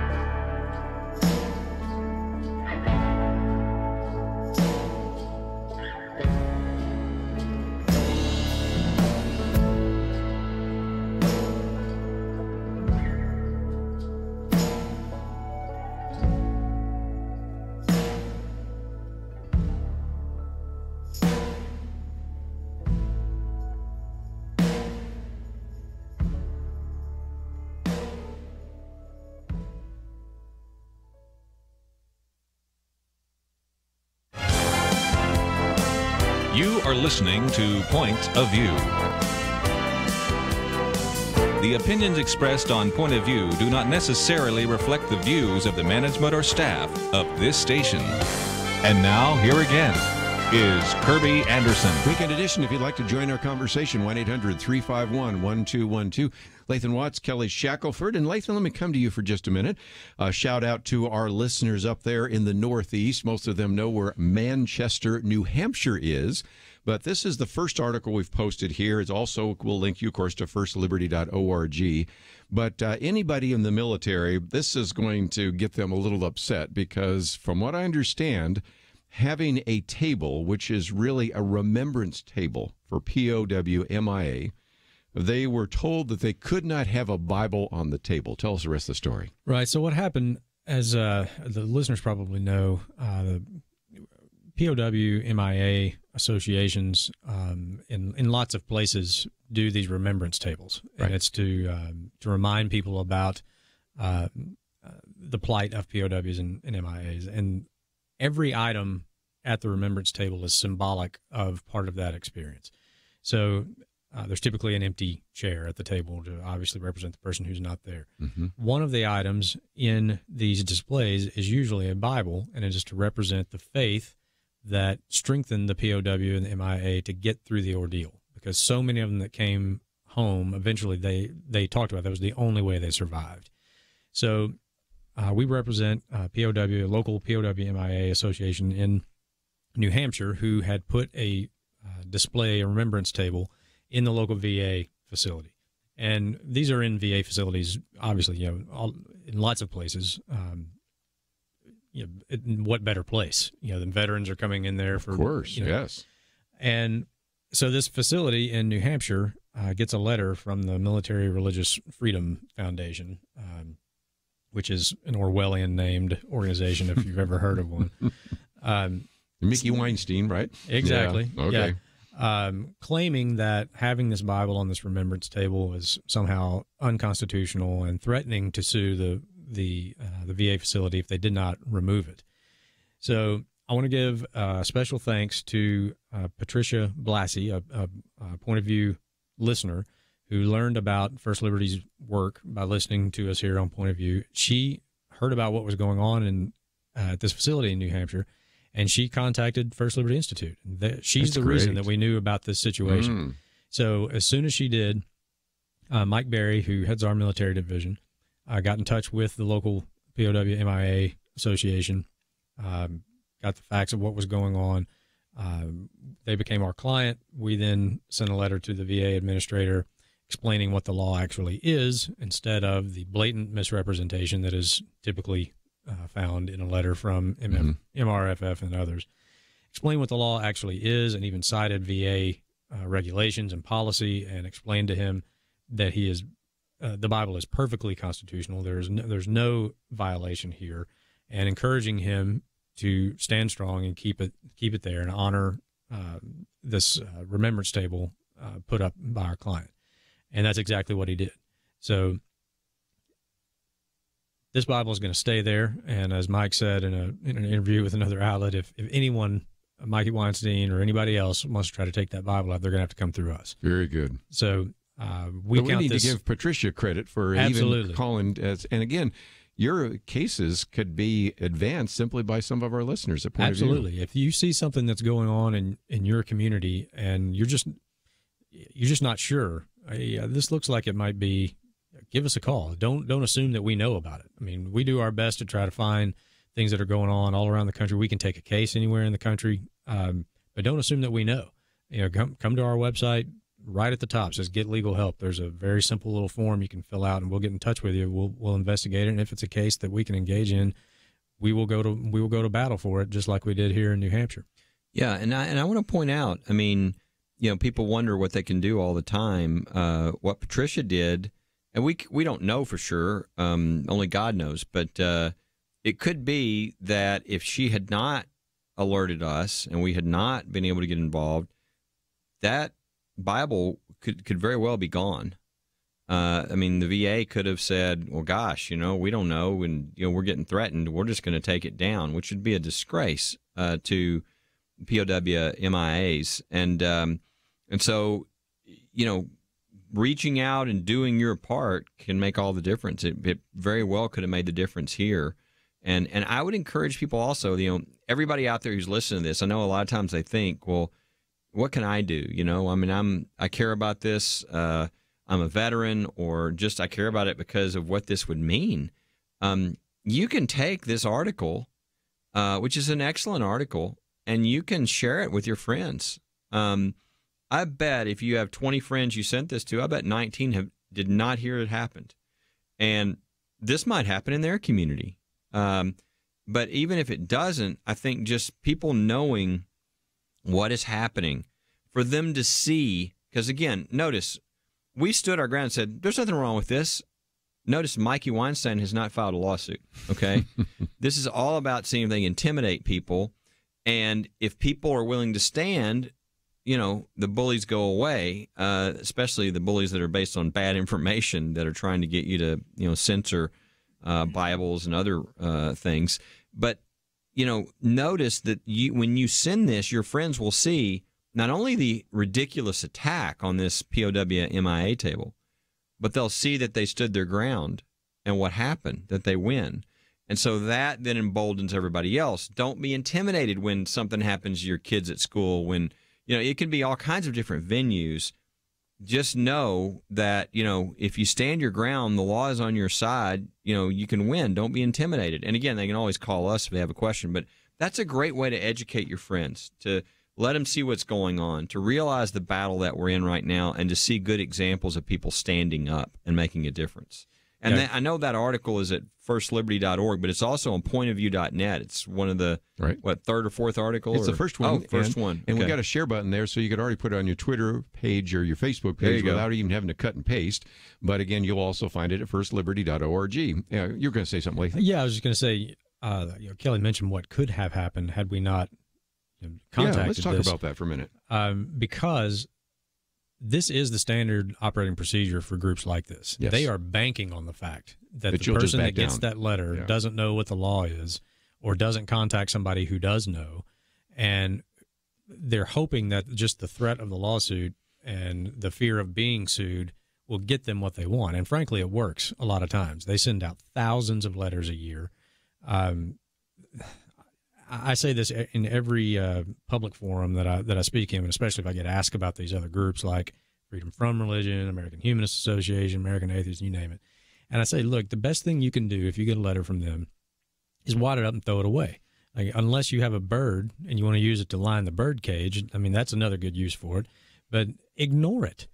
What are the chances you're going to be one of the 10 people they sue this year? You know, if you get another one, or they actually follow through, you know, like once in a blue moon and sue you, then call us and we'll represent you for free and you'll win. We beat these guys, and we enjoy beating these guys. This is what gets us out of bed and gets us to work every day.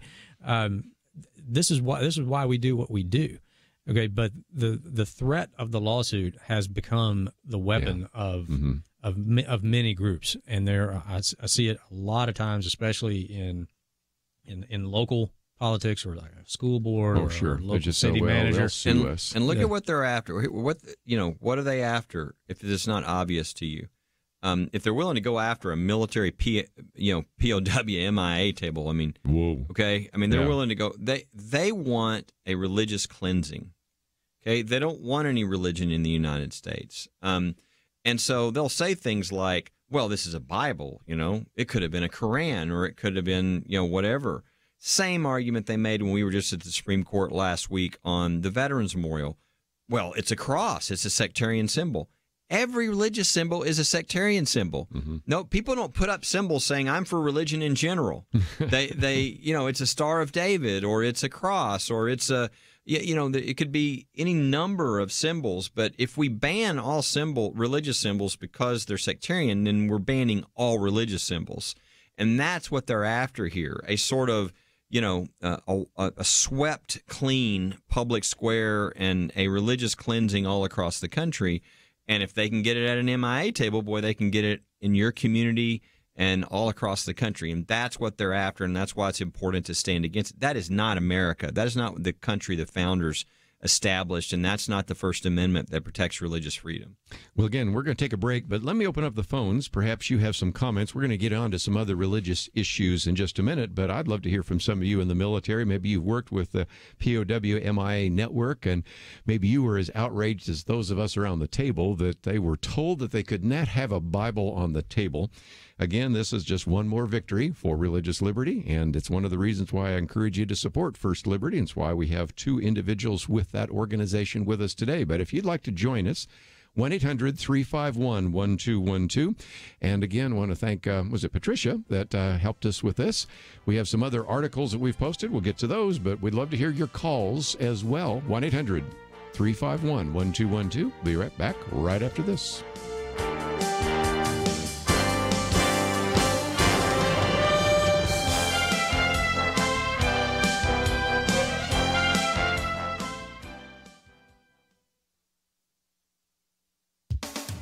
Tennis great Martina Navratilova is speaking out bluntly against the trend in which athletes who are born male but identify as female are increasingly allowed to compete in women's sports. Navratilova is a lesbian and has promoted women's professional sports and LGBT causes for decades. Now, for speaking the truth, she's in hot water with her tribe. In a recent op-ed published in the Sunday Times of London, she wrote, "To put the argument at its most basic, a man can decide to be female, take hormones if required by whatever sporting organization is concerned, win everything in sight and perhaps earn a small fortune, and then reverse his decision and go back to making babies if he so desires. Some pro sports are looking at relaxing the rules regarding males competing as trans women. The 18-time Grand Slam tennis champion says it's insane and it's cheating." Last December, she tweeted, "You can't just proclaim yourself a female and be able to compete against women." Martina Navratilova was quickly dropped from the board of Athletes Alley, an LGBT sports advocacy group she served for years. Canadian cyclist and college professor Rachel McKinnon blasted her, calling her a traitor. McKinnon, a male who identifies as a transgender woman, has argued against requiring biological males to suppress testosterone as a requirement for competing against women. It's, quote, "a rights issue," says McKinnon, who won the women's sprint in the Masters Track Cycling World Championship in October. This nonsensical agenda threatens to undo feminists' hard work in elevating women's sports. Women are losing titles and even scholarships to biological men. Martina Navratilova wrote, "The rules on trans athletes reward cheats and punish the innocent." Sports is such an obvious area where biology really matters. Perhaps Navratilova's celebrity and accomplishments, and ironically her past efforts on behalf of LGBT issues, will convince the sports world to heed her common sense arguments. For Point of View, I'm Penna Dexter.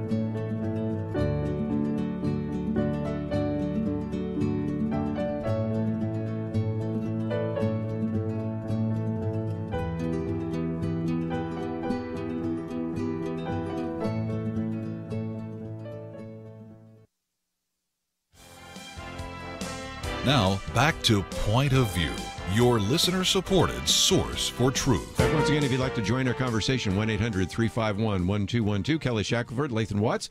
And let's go to New Hampshire. Of course, this happened in Manchester, New Hampshire. And Scott, what's your point of view? Hi, how are you guys? Good. Great. Love to hear from you. Thank you. I only live about an hour from Manchester here in New Hampshire. And the local TV station had reported this back at the beginning of the week. And my wife and I we just thought it was horrible. But, you know, one thing I think that you missed or didn't know was that the actual Bible that was displayed was carried by a Vietnam veteran in battle, and he was one of the people who spoke and said that Bible was so important to me while I was in Vietnam and in a really bad time in our country. And so I think that added more to it than just a Bible sitting on a table. And when the local TV station had reported the whole incident, they only said that another, quote unquote, another veterans group had said that they didn't think that it was right. They didn't really go into detail on who that other veterans group was. Well, we told you that's the story, didn't we? Yeah, thank you. I appreciate it because you gave me more information in the last 5 minutes than I've had for a week up here. So there you go. And I also found it interesting that the local TV station never reported afterwards that the Bible was returned to the table. Mm.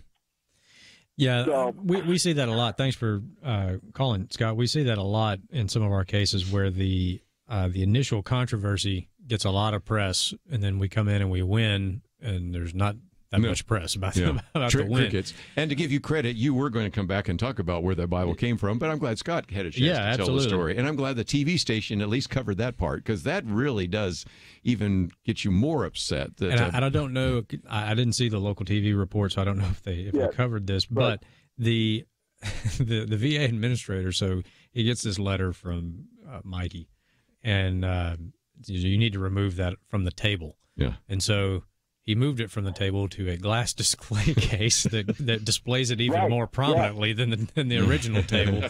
So, which was like insult to injury to the perpetually offended Mikey Weinstein. Right. So we consider that, and even that's just icing on the cake for this victory. Well, Scott, I appreciate you calling in, because I was curious how it was covered locally, and you gave us an insight there. Well, listen, guys, keep up the good work. God bless you. Thank you, too. Call in again, and that's just one out of New Hampshire there, which I think illustrates the point. I want to move on to another article. It's the last article, and it comes from Jeremy Dice. And Jeremy, of course, has somebody that you oftentimes hear just about now, because we oftentimes will play the First Liberty briefing if you happen to be listening online.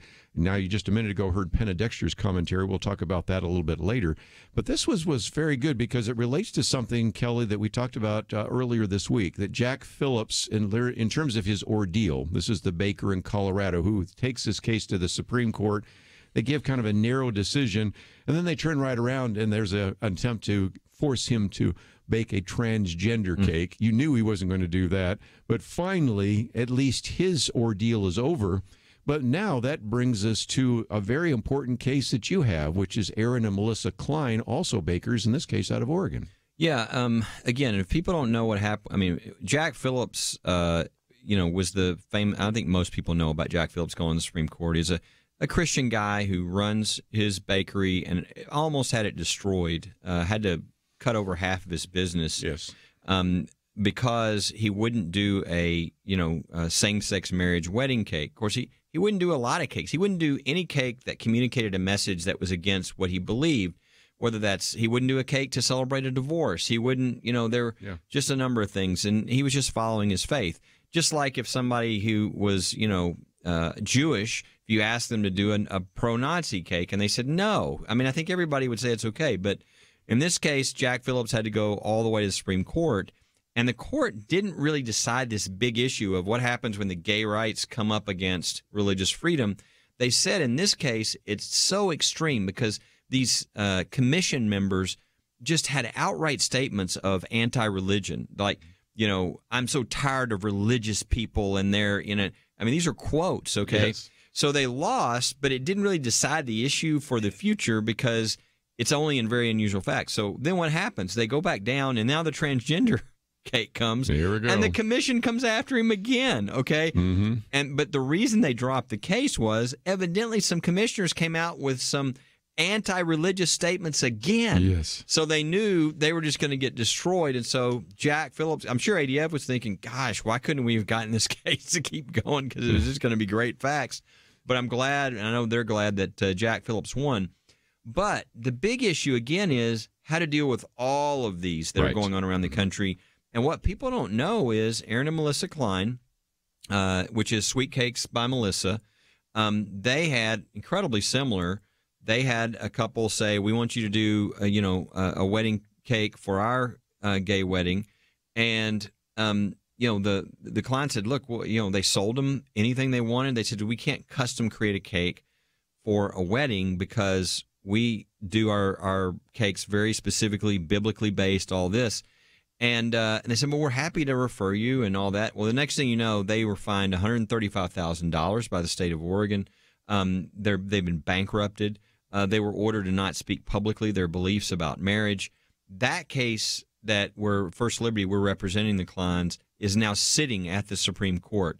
And in fact, last Friday, when the 9 justices went into a private room to vote on the Bladensburg Veterans Memorial, the Cross case, they also had before them the Klein case and whether they were going to take it. So we don't know how they voted on Bladensburg. They voted, whether it's 5-4 or whatever. They're now writing their opinions. But we do know what they did on the Klein case. They said, we're cert denying a whole bunch of cases, but on the Klein case, we're going to push that to the next conference. So this will be decided maybe 2 weeks from now, maybe a month from now, maybe 2 months. But in the next few months, they're going to decide whether they're going to take this case. And it would be a perfect case, facts-wise, for them to really resolve this issue for the country, because there's so many of these cases around the country, and they need to decide, are people going to have religious freedom and freedom of conscience in the running of their business, to not be forced to communicate a message that they disagree with, or, are they going to lose in that situation where they lose their business? And that, I think, is really going to be teed up now that the Jack Phillips case is over. The battle is not over. The big decision is still to be made about what happens with regard to these cases. Well, I just mentioned that article is posted, and when we come back from the break, I want to get into the broader issue, because we've talked about the Lemon test in terms of Bladensburg, and we'll cover that briefly again. But there's another case called the Smith decision, and that precedent and how that affects free exercise, which could also relate to, of course, your Coach Kennedy case and some of these others. So there's some big issues that we'll talk about here as well. And again, we got another call or two, so if you can stay on, I'll try to get those after the break. Nothing like talking about military issues. It brings in a few calls. But if not, we'll move on to some other issues. And we might also, before we're done here today, come back to a piece we talked about yesterday by David French called The Two-Faith Nation, because he's really making the case that these religious liberty organizations like First Liberty, and where we mentioned ADF, are becoming more important all the time because of what is happening in the country. So we'll get into those issues as well. If you'd like to know a little bit more, we've got those articles posted on our website. We have a link to First Liberty, and we will take a break. And if you'd like to join us, we've put a lot of topics on the table. When we come back, I'll give some of you a chance to express your opinion. After all, the program's called Point of View. So again, give us a call, 1-800-351-1212. We'll continue with Lathan Watts and Kelly Shackelford right after this.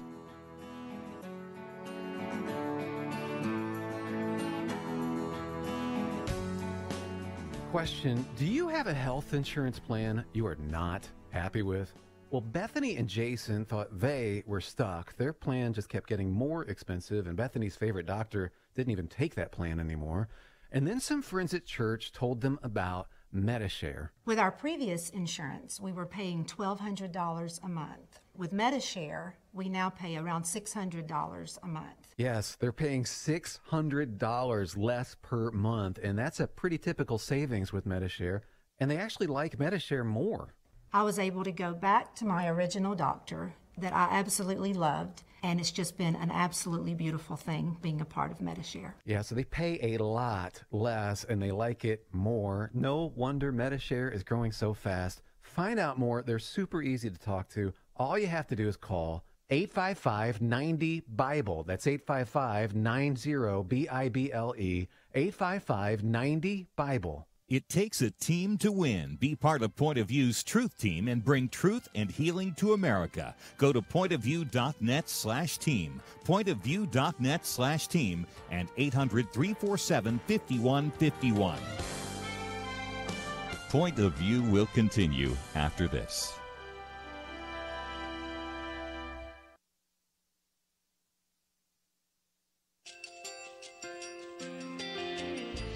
I I just want to thank you so much for all the wonderful programming you have. You're just absolutely fantastic. I recently started listening to Point of View, and I really found it interesting because of the different subjects you cover. Thank you for that. I really appreciate everything that you do in keeping us informed. Thank you, Kerby, for everything that you have been doing. I appreciate all the work that you're doing, advocating for the Word of God. Thank you so much. Point of view, I think, is absolutely necessary because it's a Christian perspective, a biblical worldview perspective, and receive very current, up-to-date information about what is really going on, week to week in our culture, which is changing so rapidly, and yet it's morally sliding backwards. Yeah, I'm just, first of all, I thank you guys. Y'all's program is wonderful, and enjoy it every day. I learn so much every time I listen to it. Point of View Radio Talk Show.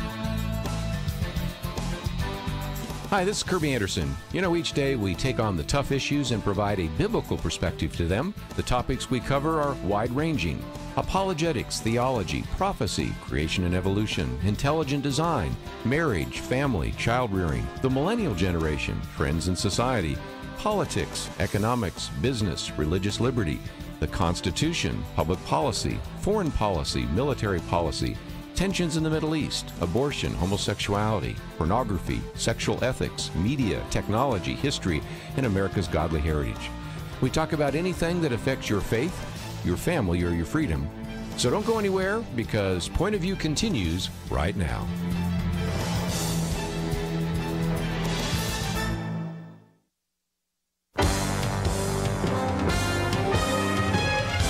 Across America, live. This is Point of View.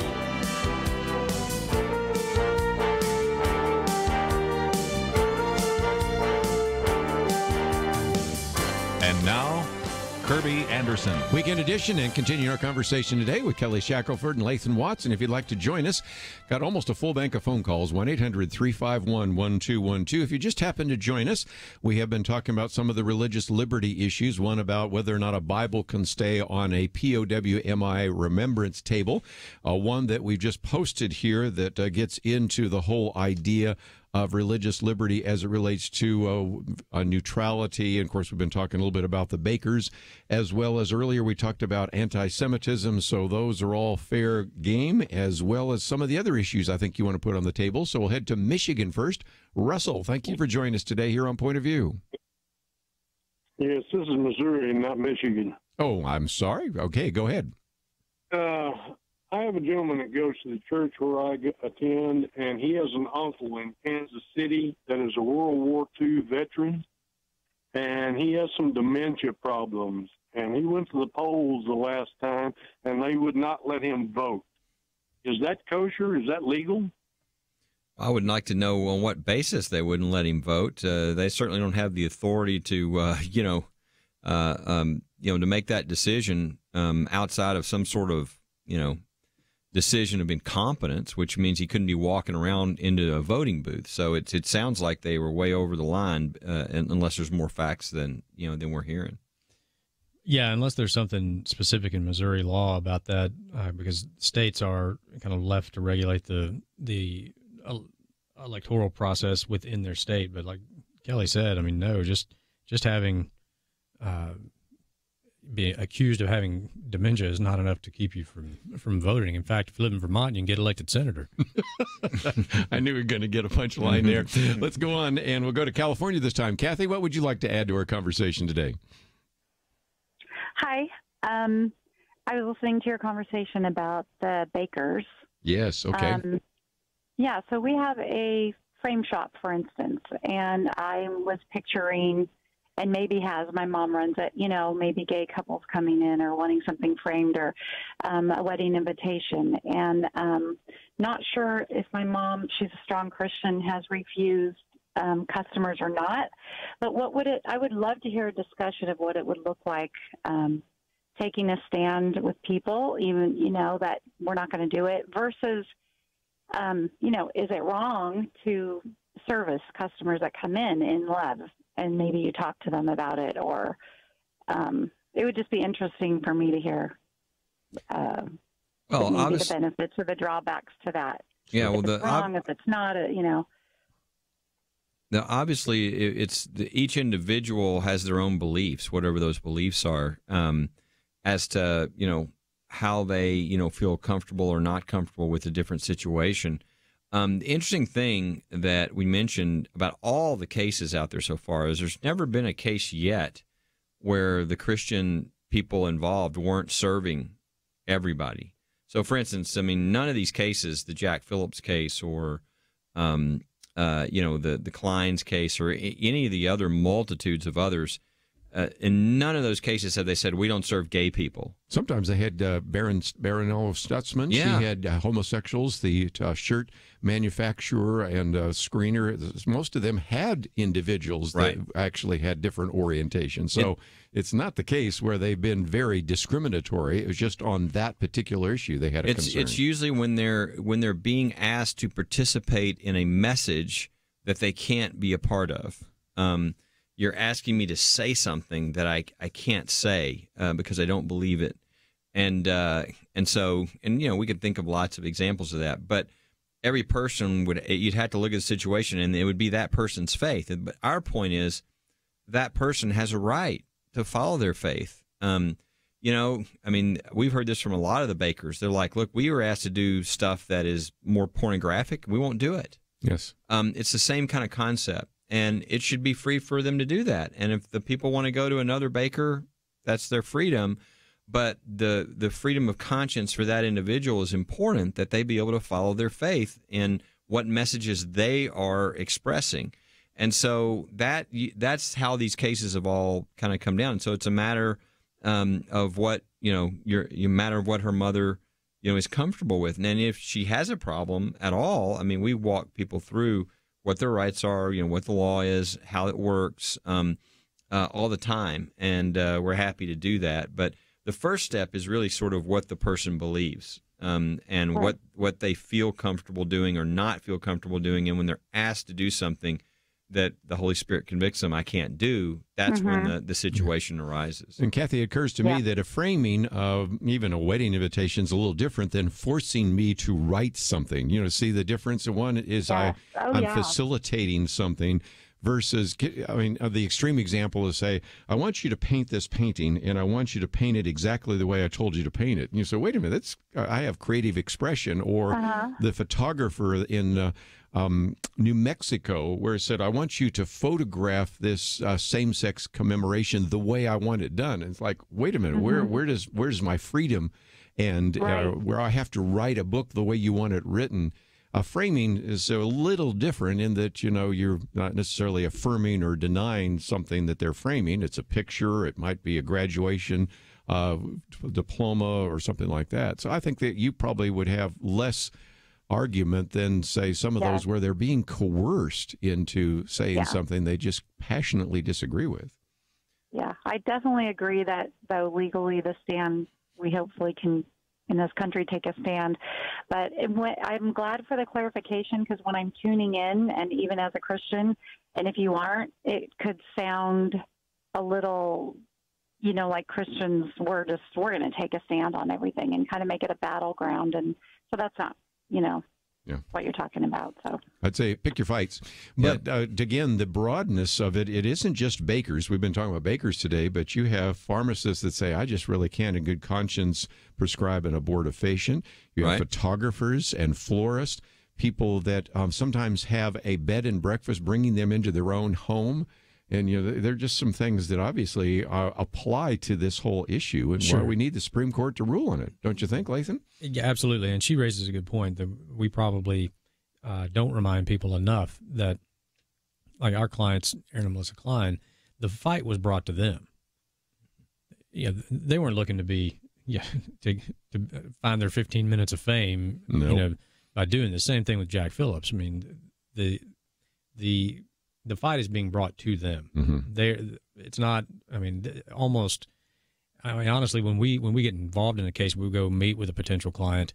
We try to snuff that out. If this is somebody who is just looking for a fight, or did something really happen to you, and now you're forced to take a stand, because, frankly, there's just a certain kind of client that you don't want, and. These people are just the opposite. They've got to be the nicest people you could ever imagine. Right. They're just good people who are living treated. their life according to their faith, and had this happen to them and knew enough to know that it was wrong and got in touch with us, and now here we are. But the issue is for everybody, because if they lose, then no one has the ability to run their business according to their faith, and that would be really a travesty and tragedy for the country. When we come back, let's talk about that, because if you go back to this article that we've posted here by Jeremy Dice, it gets us into what's called the Smith decision. What does that mean? And resolving that could be major. So we'll talk about that right after this.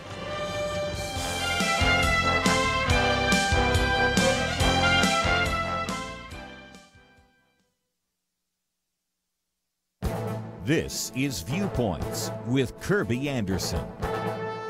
You know, not only is the U.S. government in debt, but many of its citizens are in significant debt as well. Economists announced that credit card debt for Americans have now reached a new height of $1 trillion. Matt Schultz is senior industry analyst at creditcards.com. He says this record should serve as a wake-up call to Americans to focus on their credit card debt. He adds, even if you feel your debt is manageable right now, know that you could be one unexpected emergency away from real trouble. While I'm talking about credit card debt, let me also talk about other debts that Americans currently hold. The New York Federal Reserve recently released a report that estimated that the collective U.S. household debt is at about $12 trillion. Once again, this is a record and surpasses the previous amount back in the 2008 recession. The report also provides some context to American debt. Housing-related debt is down about $1 trillion since the 2008 peak. However, auto loan balances are $367 billion higher, and student loans are $671 billion higher. You know, in the past, we've talked about the growing problem of student loan debt, so let me focus a moment on auto loan debt. Americans struggle with this form of debt, especially because they are often using higher interest rates. Millions of these loans are in delinquency, and many people report taking out a loan with a repayment period longer than the time they plan to own the vehicle. In my book, Making the Most of Your Money in Tough Times, I talk about the dangers of debt. Proverbs 22:7 says, "The rich rule over the poor, and a borrower is a servant to the lender." So many Americans are enslaved by debt. I'm Kerby Anderson, and that's my point of view. From Thinking Man Films, Patterns of Evidence, The Moses Controversy. Did Moses write the first books of the Bible? Patterns of Evidence in theaters March 14th, 16th, and 19th only.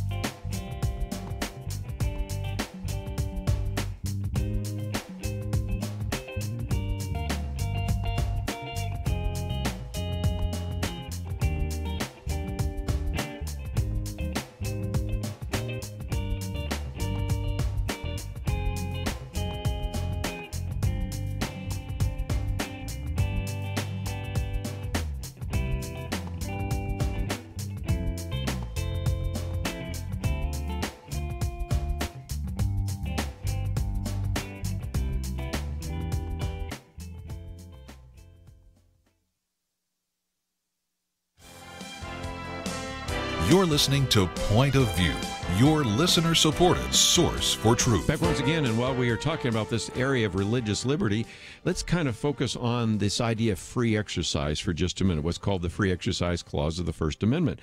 Kelly Shackelford, Lathan Watts will come back and take some more phone calls in just a minute. But Kelly, the second part of this article that has been posted by one of your individuals, Jeremy Dice, goes into the Smith decision. And changing that could be remarkable and really, again, I hate to use the phrase, a game changer, couldn't it? Well, yeah, this is a decision that was handed down 30 years ago that has done incredible damage to the Free Exercise Clause. And so basically most people don't even bring free exercise claims anymore. They try to see if they can do a free speech claim because the Free Exercise Clause has been so damaged by this opinion. And that's why it was somewhat of a shock when we had our Coach Kennedy case go to the Supreme Court about a month ago, I guess it was now. And they denied taking the case at the time, but they said, you know, go back down. There's some facts we want you to develop that basically if we'll be able to develop easily, and we should win. We should be able to win when we do. But then they added this thing at the end of the statement that no one was expecting, which is they said, we noticed that your free speech claim made it here, but there's a free exercise claim, but it's not up here yet. And they said, well, maybe that's because this Smith decision has done so much damage to religious freedom and to the free exercise. And then they said, well, we haven't been asked to reconsider that case yet. And so this is from 4 justices, the 4 conservative justices. So that was a too subtle hint that Smith might be over. And the interesting thing is, you would think, well, the Kennedy case, okay, so Coach Kennedy, we've got to go back to the district court, work our way back up, and then eventually we'll get to the Supreme Court and we can deal with the Smith decision. No, we already have a case sitting at the Supreme Court, the Aaron and Melissa Klein Sweet Cakes case, and we decided, people thought maybe it was a crazy thing to do, but we just felt like we were supposed to. Our third and last point of error to the Supreme Court was you need to overrule Smith. And people thought, well, that's kind of a home run, attempt, and who knew that they were going to come out and say, maybe it's time that we review this. So they've got the case sitting before them. They will decide in the next, could be 2 weeks, could be 4 weeks, could be 2 months, but they will decide whether they take it. And if they do, one of the questions is going to be overturning Smith. And if they overturn Smith, it will totally move us back to what the founders meant by the Free Exercise Clause. And people will actually have the free exercise of religion protected again in the Constitution, which would be a huge change. I mean, something we haven't seen in over 30 years here. So I would encourage people who are listening to this, pray for the Kleins, pray for this what could happen with the Smith decision, pray for the Bladensburg Veterans Memorial, the Cross case that was just argued a little over a week ago, because I think what people do is Christians tend to pray real hard for the oral argument. And then as all the negotiating and the back and forth with the opinions and the spiritual warfare is going on, Christians are like, oh, I already prayed for the oral argument. So I would really encourage people, put this on their prayer list, pray between now and the end of June when the decision will probably come down, because there are so many major cases where it was right at the end that one of the justices flipped sides, and it's usually always against our side. Yes. And I think it's because we're not praying in this crucial time. So pray. There are incredible opportunities right now for religious liberty advances that we have never seen. If they overturn the Smith decision, that would be just mammoth. But also with the Bladensburg case, they're looking at whether they're going to get rid of Lemon, which is a horrible case that's caused the government to almost be hostile to religion. And if they get rid of that, that will change. So we're talking about some huge opportunities right now sitting before the Supreme Court, and great time for prayer. Put it on a regular list between now and the end of June. And again, I might just mention we do have a link to First Liberty. If you're not on their prayer letter list and newsletter list, that's a good way to find that. And Lathan, again, part of this burden that's put on free exercise says, well, anything could be seen as endorsing religion or the government endorsing religion. So as a result, whether it's Coach Kennedy taking a knee after a game, or whether it's whether or not you could have a prayer before a football game, or whether or not even a microphone is a secular microphone. Right. I mean, all the cases we've talked about, your job would be a lot easier if the Lemon test and the Smith decision were overturned. I mean, you guys really would be pretty excited about the future, wouldn't you? Absolutely. Absolutely. It'd be a great time to be alive and be working in the religious liberty bar, because, as you say, I mean, it will completely change the playing field, to borrow the metaphor from Coach Kennedy. Lemon has resulted in all these ridiculous decisions because it's so convoluted, and sometimes it's applied and sometimes it's not, but almost every time it is applied, the activity in question is ruled to be unconstitutional. Well, if you have a test that nobody can pass, there's an issue with the test, right?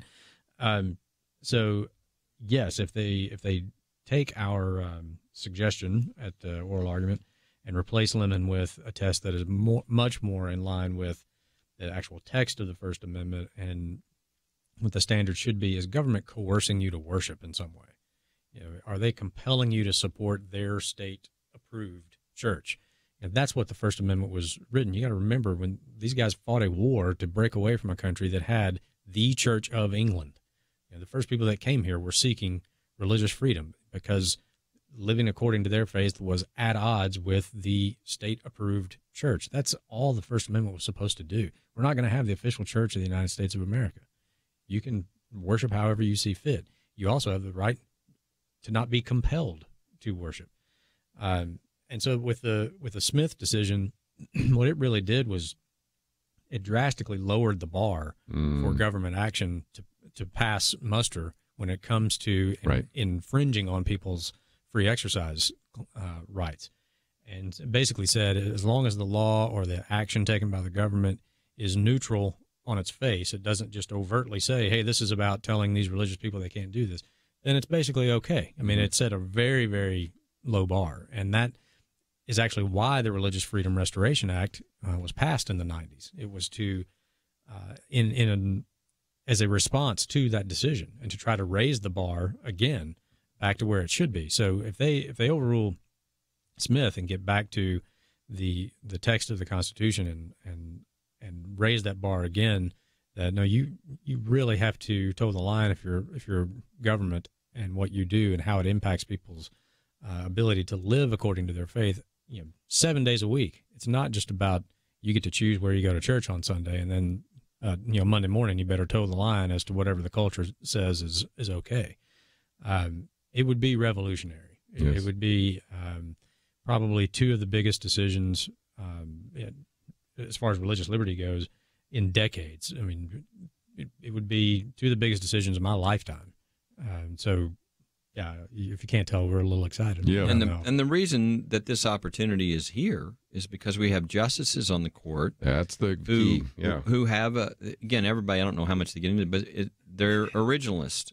That's their judicial philosophy. They feel like instead of them saying that the Constitution is a living, breathing document that they're going to read into whatever they want, they don't believe that that's a proper role for a judge. They think the judge is to look at what does the text of the Constitution say, and what was the purpose, what were the founders doing, and they want to hone to that meaning and stay with it. And if you want to change it, change the law. Mm-hmm. Don't ask judges to change the law like there's some sort of oligarchy that rules the country. And so that's why now we have justices. We got Kavanaugh, we got Gorsuch, for instance, who actually believe in looking at what the religion clauses say and what the founders were protecting. And hopefully we can get rid of a lot of the stuff that's been really perverted the religion clauses to be almost weapons against religious freedom, which was never the intent. They wanted full and vibrant religious freedom. They just didn't want there to be a national church, and they didn't want people coerced with regard to their religion. If we get back to that, we'll all experience something we've never experienced in our lifetime. I mean, you think about now, if you hear something religious in public, people tense up, they kind of look, they go, is that okay? Yes. Hey, if we get rid of Lemon, that'll never be the approach. It'll be, well, was anybody being coerced with their religion? No. Oh, well, that's fine. We're all for religion in the United States. So it'll totally change what we've been experiencing and make it a much more pro-religious freedom country, which is what it should be. Let me just mention that some of the resources, of course, that Bible on the Remembrance Table, the first one, the third one, or the last one, I should say, When Neutrality Towards Religion Fosters Religious Discrimination. And again, we have a link to First Liberty. I might also mention I have a little booklet called Constitutional Interpretation, in case you say, I don't understand this originalist stuff. I try to put it in basic language, and that's available to you as well. Let's take a break. We got some phone calls. When we come back, we'll take some of those, and we'll finish off our conversation today because we have more to cover, and we will do so. If you'd like to join us, 1-800-351-1212. When we come back, we will focus on maybe why it's so important to have some of these religious liberty organizations. We talked about that the other day with David French, the Two-Faith Nation. And we haven't gotten to one article by Victor Davis Hanson. Enter the Disruptor, Donald Trump. We'll be right back. Here's some great news. If you missed the deadline to sign up for health insurance, or more importantly, if you sign up for a plan that you're just not happy with, you still have a choice. It's called Medi-Share, and Medi-Share is a Christian healthcare sharing program. It's been around for 25 years. They have more than 400,000 members now around the country. And get this, over the years, Medi-Share members have shared more than $2 billion of each other's medical bills, so they could help share your needs too. And best of all, you could save a lot of money with Medi-Share. The typical savings for a family is around $500 a month. Your savings could be more or less, but think about what you could do with that extra money every month. So if you think you're stuck with a high-cost health plan that doesn't have much to offer, think again. You can join Medi-Share anytime, so call them today and check it out. There's no pressure. They're super easy to talk to. 855-90-BIBLE. That's 855-90-BIBLE. 855-90-BIBLE. It takes a team to win. Be part of Point of View's Truth Team and bring truth and healing to America. Go to pointofview.net/team, pointofview.net/team, and 800-347-5151. Point of View will continue after this.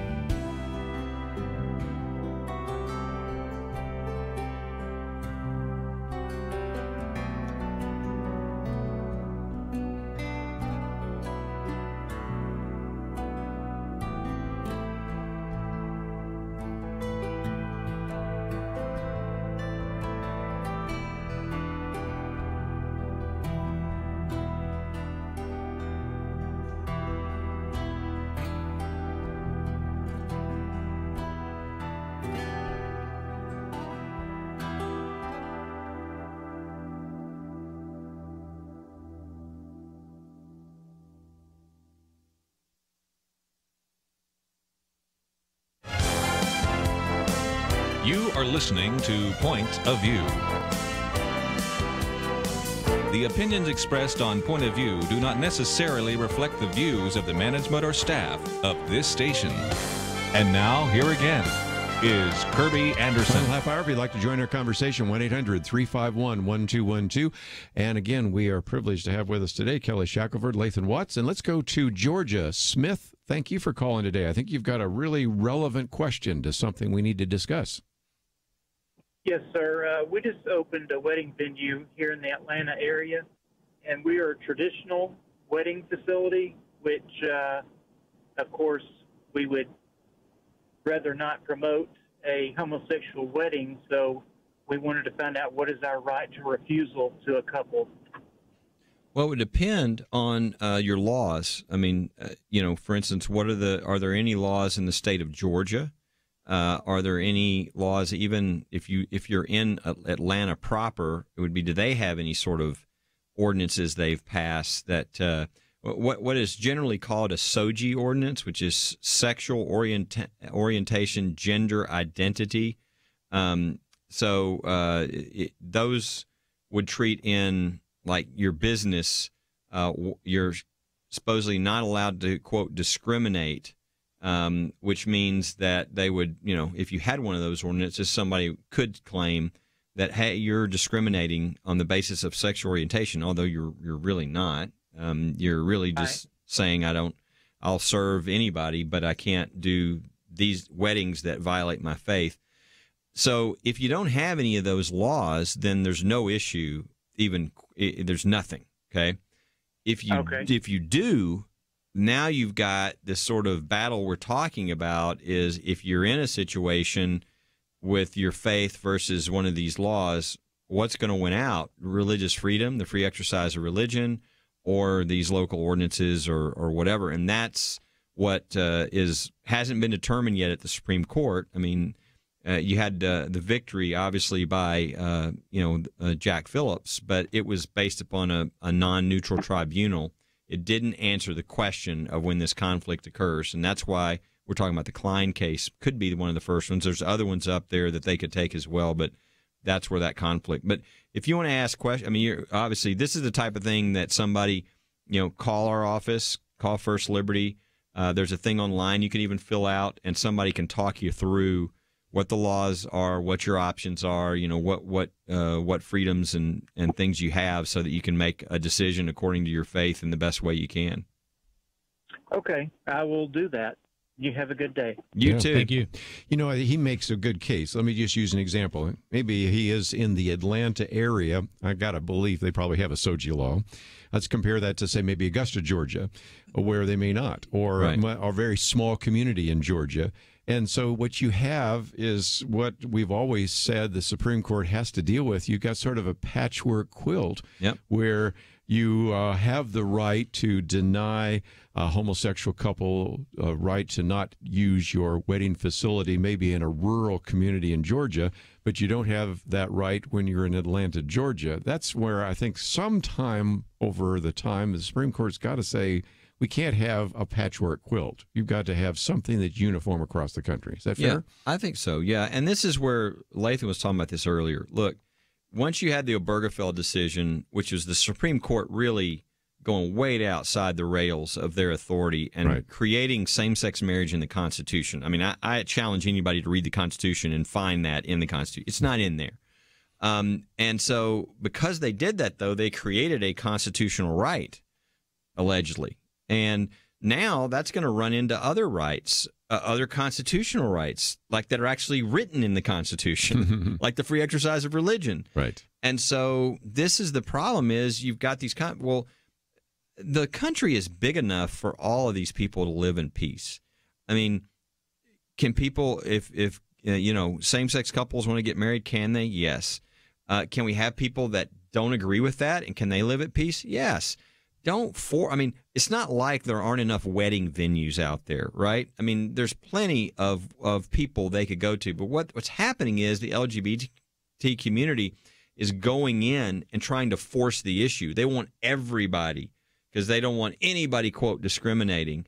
And so they don't want there to be any room for everybody to kind of have their different beliefs and to live at peace with one another. But I think the answer is if they find for religious freedom, then what they'll do in these cases is they'll say, look, people have a right to not be forced to engage in and participate in events or messages that they disagree with or that violate their conscience. And so you have a right to, get somebody else to do your wedding cake. There's like 500 more, possibilities. And the ones that have these particular beliefs, will respect them as well, and everybody can live in harmony with one another. But we don't know right now because there's no decision. So we have all these attacks and all these lawsuits and all these situations going on around the country. But an example of this happened in Longview, Texas, where somebody came and said, we want a cake. We want a gay wedding cake. And the person said, I'm sorry, as a Christian, I can't do that. And there was lots of media, and we were, I think officially, it was in public that we represented them, and we said, look, there's no laws here. I mean, there's no laws that you ride. There's no SOGI ordinance in Longview, Texas. There's no SOGI ordinance in the state of Texas. So you can follow your faith and however you want, and there's no issue. But if you have one of these laws, now you've got a conflict between that and the religious freedoms issues. Let's see if we can take one more phone call here, and then we'll get into some other issues in the state of Maine. Catherine, thank you for joining our conversation today. Oh, thank you very much. I'm calling because I'm for having the Bible on the table. I have been waiting for a long time. And also, I feel that you should have a topic about poor people who can't get lawyers. They can't afford lawyers, and they lose the cases because they lose the cases even though they're in the right. And another thing is, I am going along with, I spoke to the girl before, and I said to her, I said, what is the matter? We have our rights too. We have our rights. This is America. And why aren't we fighting more?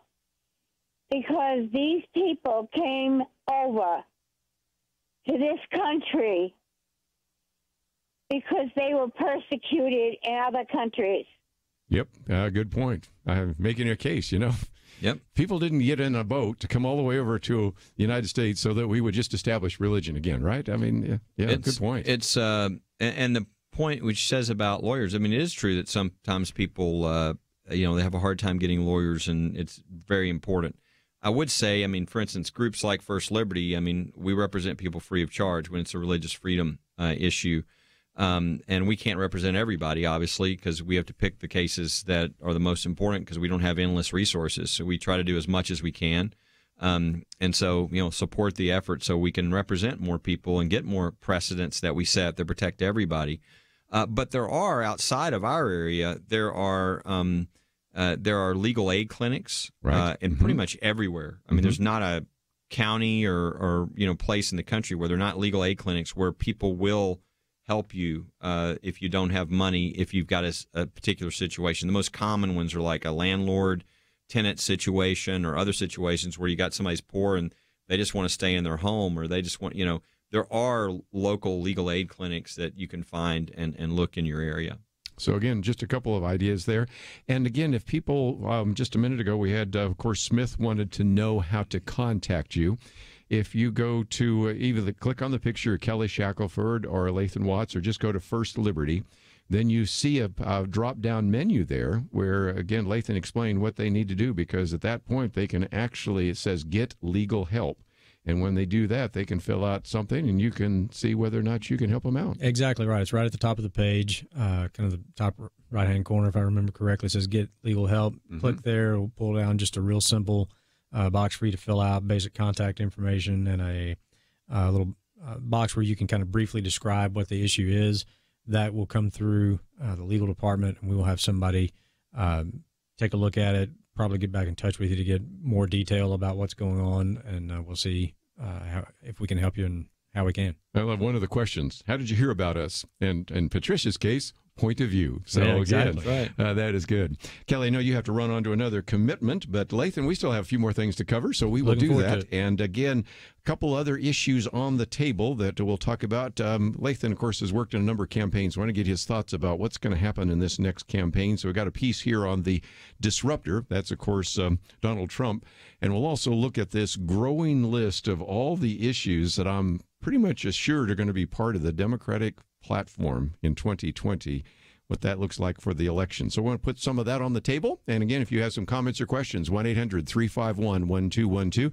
Again, we have a link to First Liberty and can find all of it at pointofview.net. We'll be back right after this.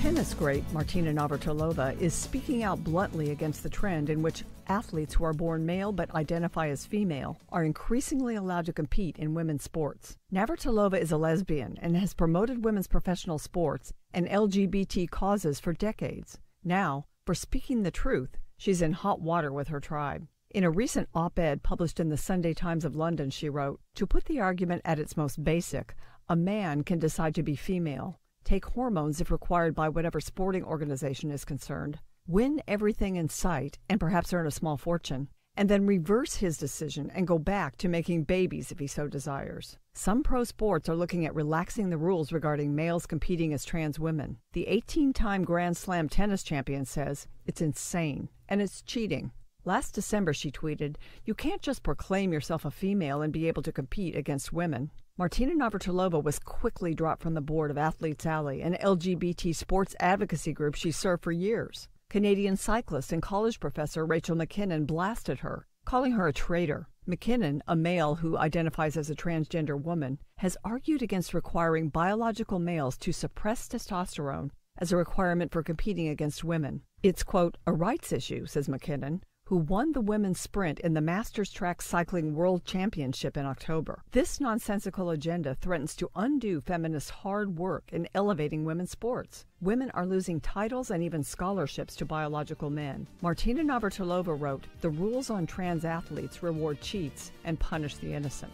Sports is such an obvious area where biology really matters. Perhaps Navratilova's celebrity and accomplishments, and ironically her past efforts on behalf of LGBT issues, will convince the sports world to heed her common sense arguments. For Point of View, I'm Penna Dexter.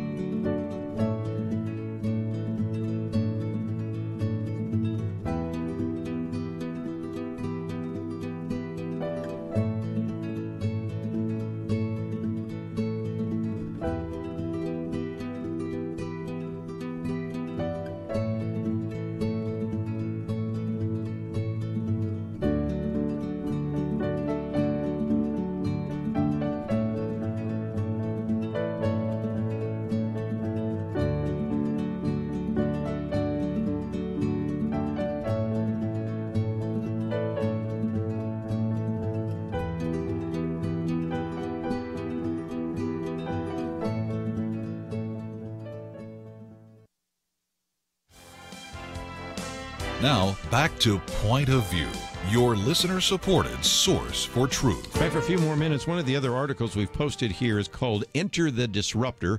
It's written by our good friend Victor Davis Hanson. A matter of fact, Victor Davis Hanson the other day, I think he had 3 articles up simultaneously on the National Review. I'm going to try to get him back on here because he's written on so many things, ranging from World War II, a very good piece that's just come out more recently, and a documentary, to things about humanities, and this one on the disruptor. But it kind of gets back to this election. And Lathan Watt's still with me for a few minutes. And you've worked on lots of campaigns, senatorial campaigns, congressional campaigns, and the rest. And the way I see it right now is Donald Trump, if indeed he is going to run again, there's no reason he's not. He can certainly run on the things he's been able to accomplish in terms of the economy. Some people might say, but you didn't build the wall, but we'll see where that one takes him. But on the Democrat side, we've been talking earlier about just the inability to even criticize something like anti-Semitism. But look at this list. You know, Medicare for all, Green New Deal, what they're now calling a birthday abortion. In other words, an abortion on your birthday. So it's abortion after birth. Oof, okay. Second, the idea of free college tuition, guaranteed basic income, a living wage, abolishing ICE, Immigration and Customs Enforcement. At least some have, running for the presidency, talked about eliminating private health insurance. Penna was with us last week. We talked about the push for government daycare from Elizabeth Warren. And now some are talking about reparations. That is a list of issues that probably, in many cases, will show up on the 2020 Democratic Party platform. And it illustrates how remarkably different the Democratic Party is here in 2019 compared to even where it was in 2016. Yes, and they're moving so far left.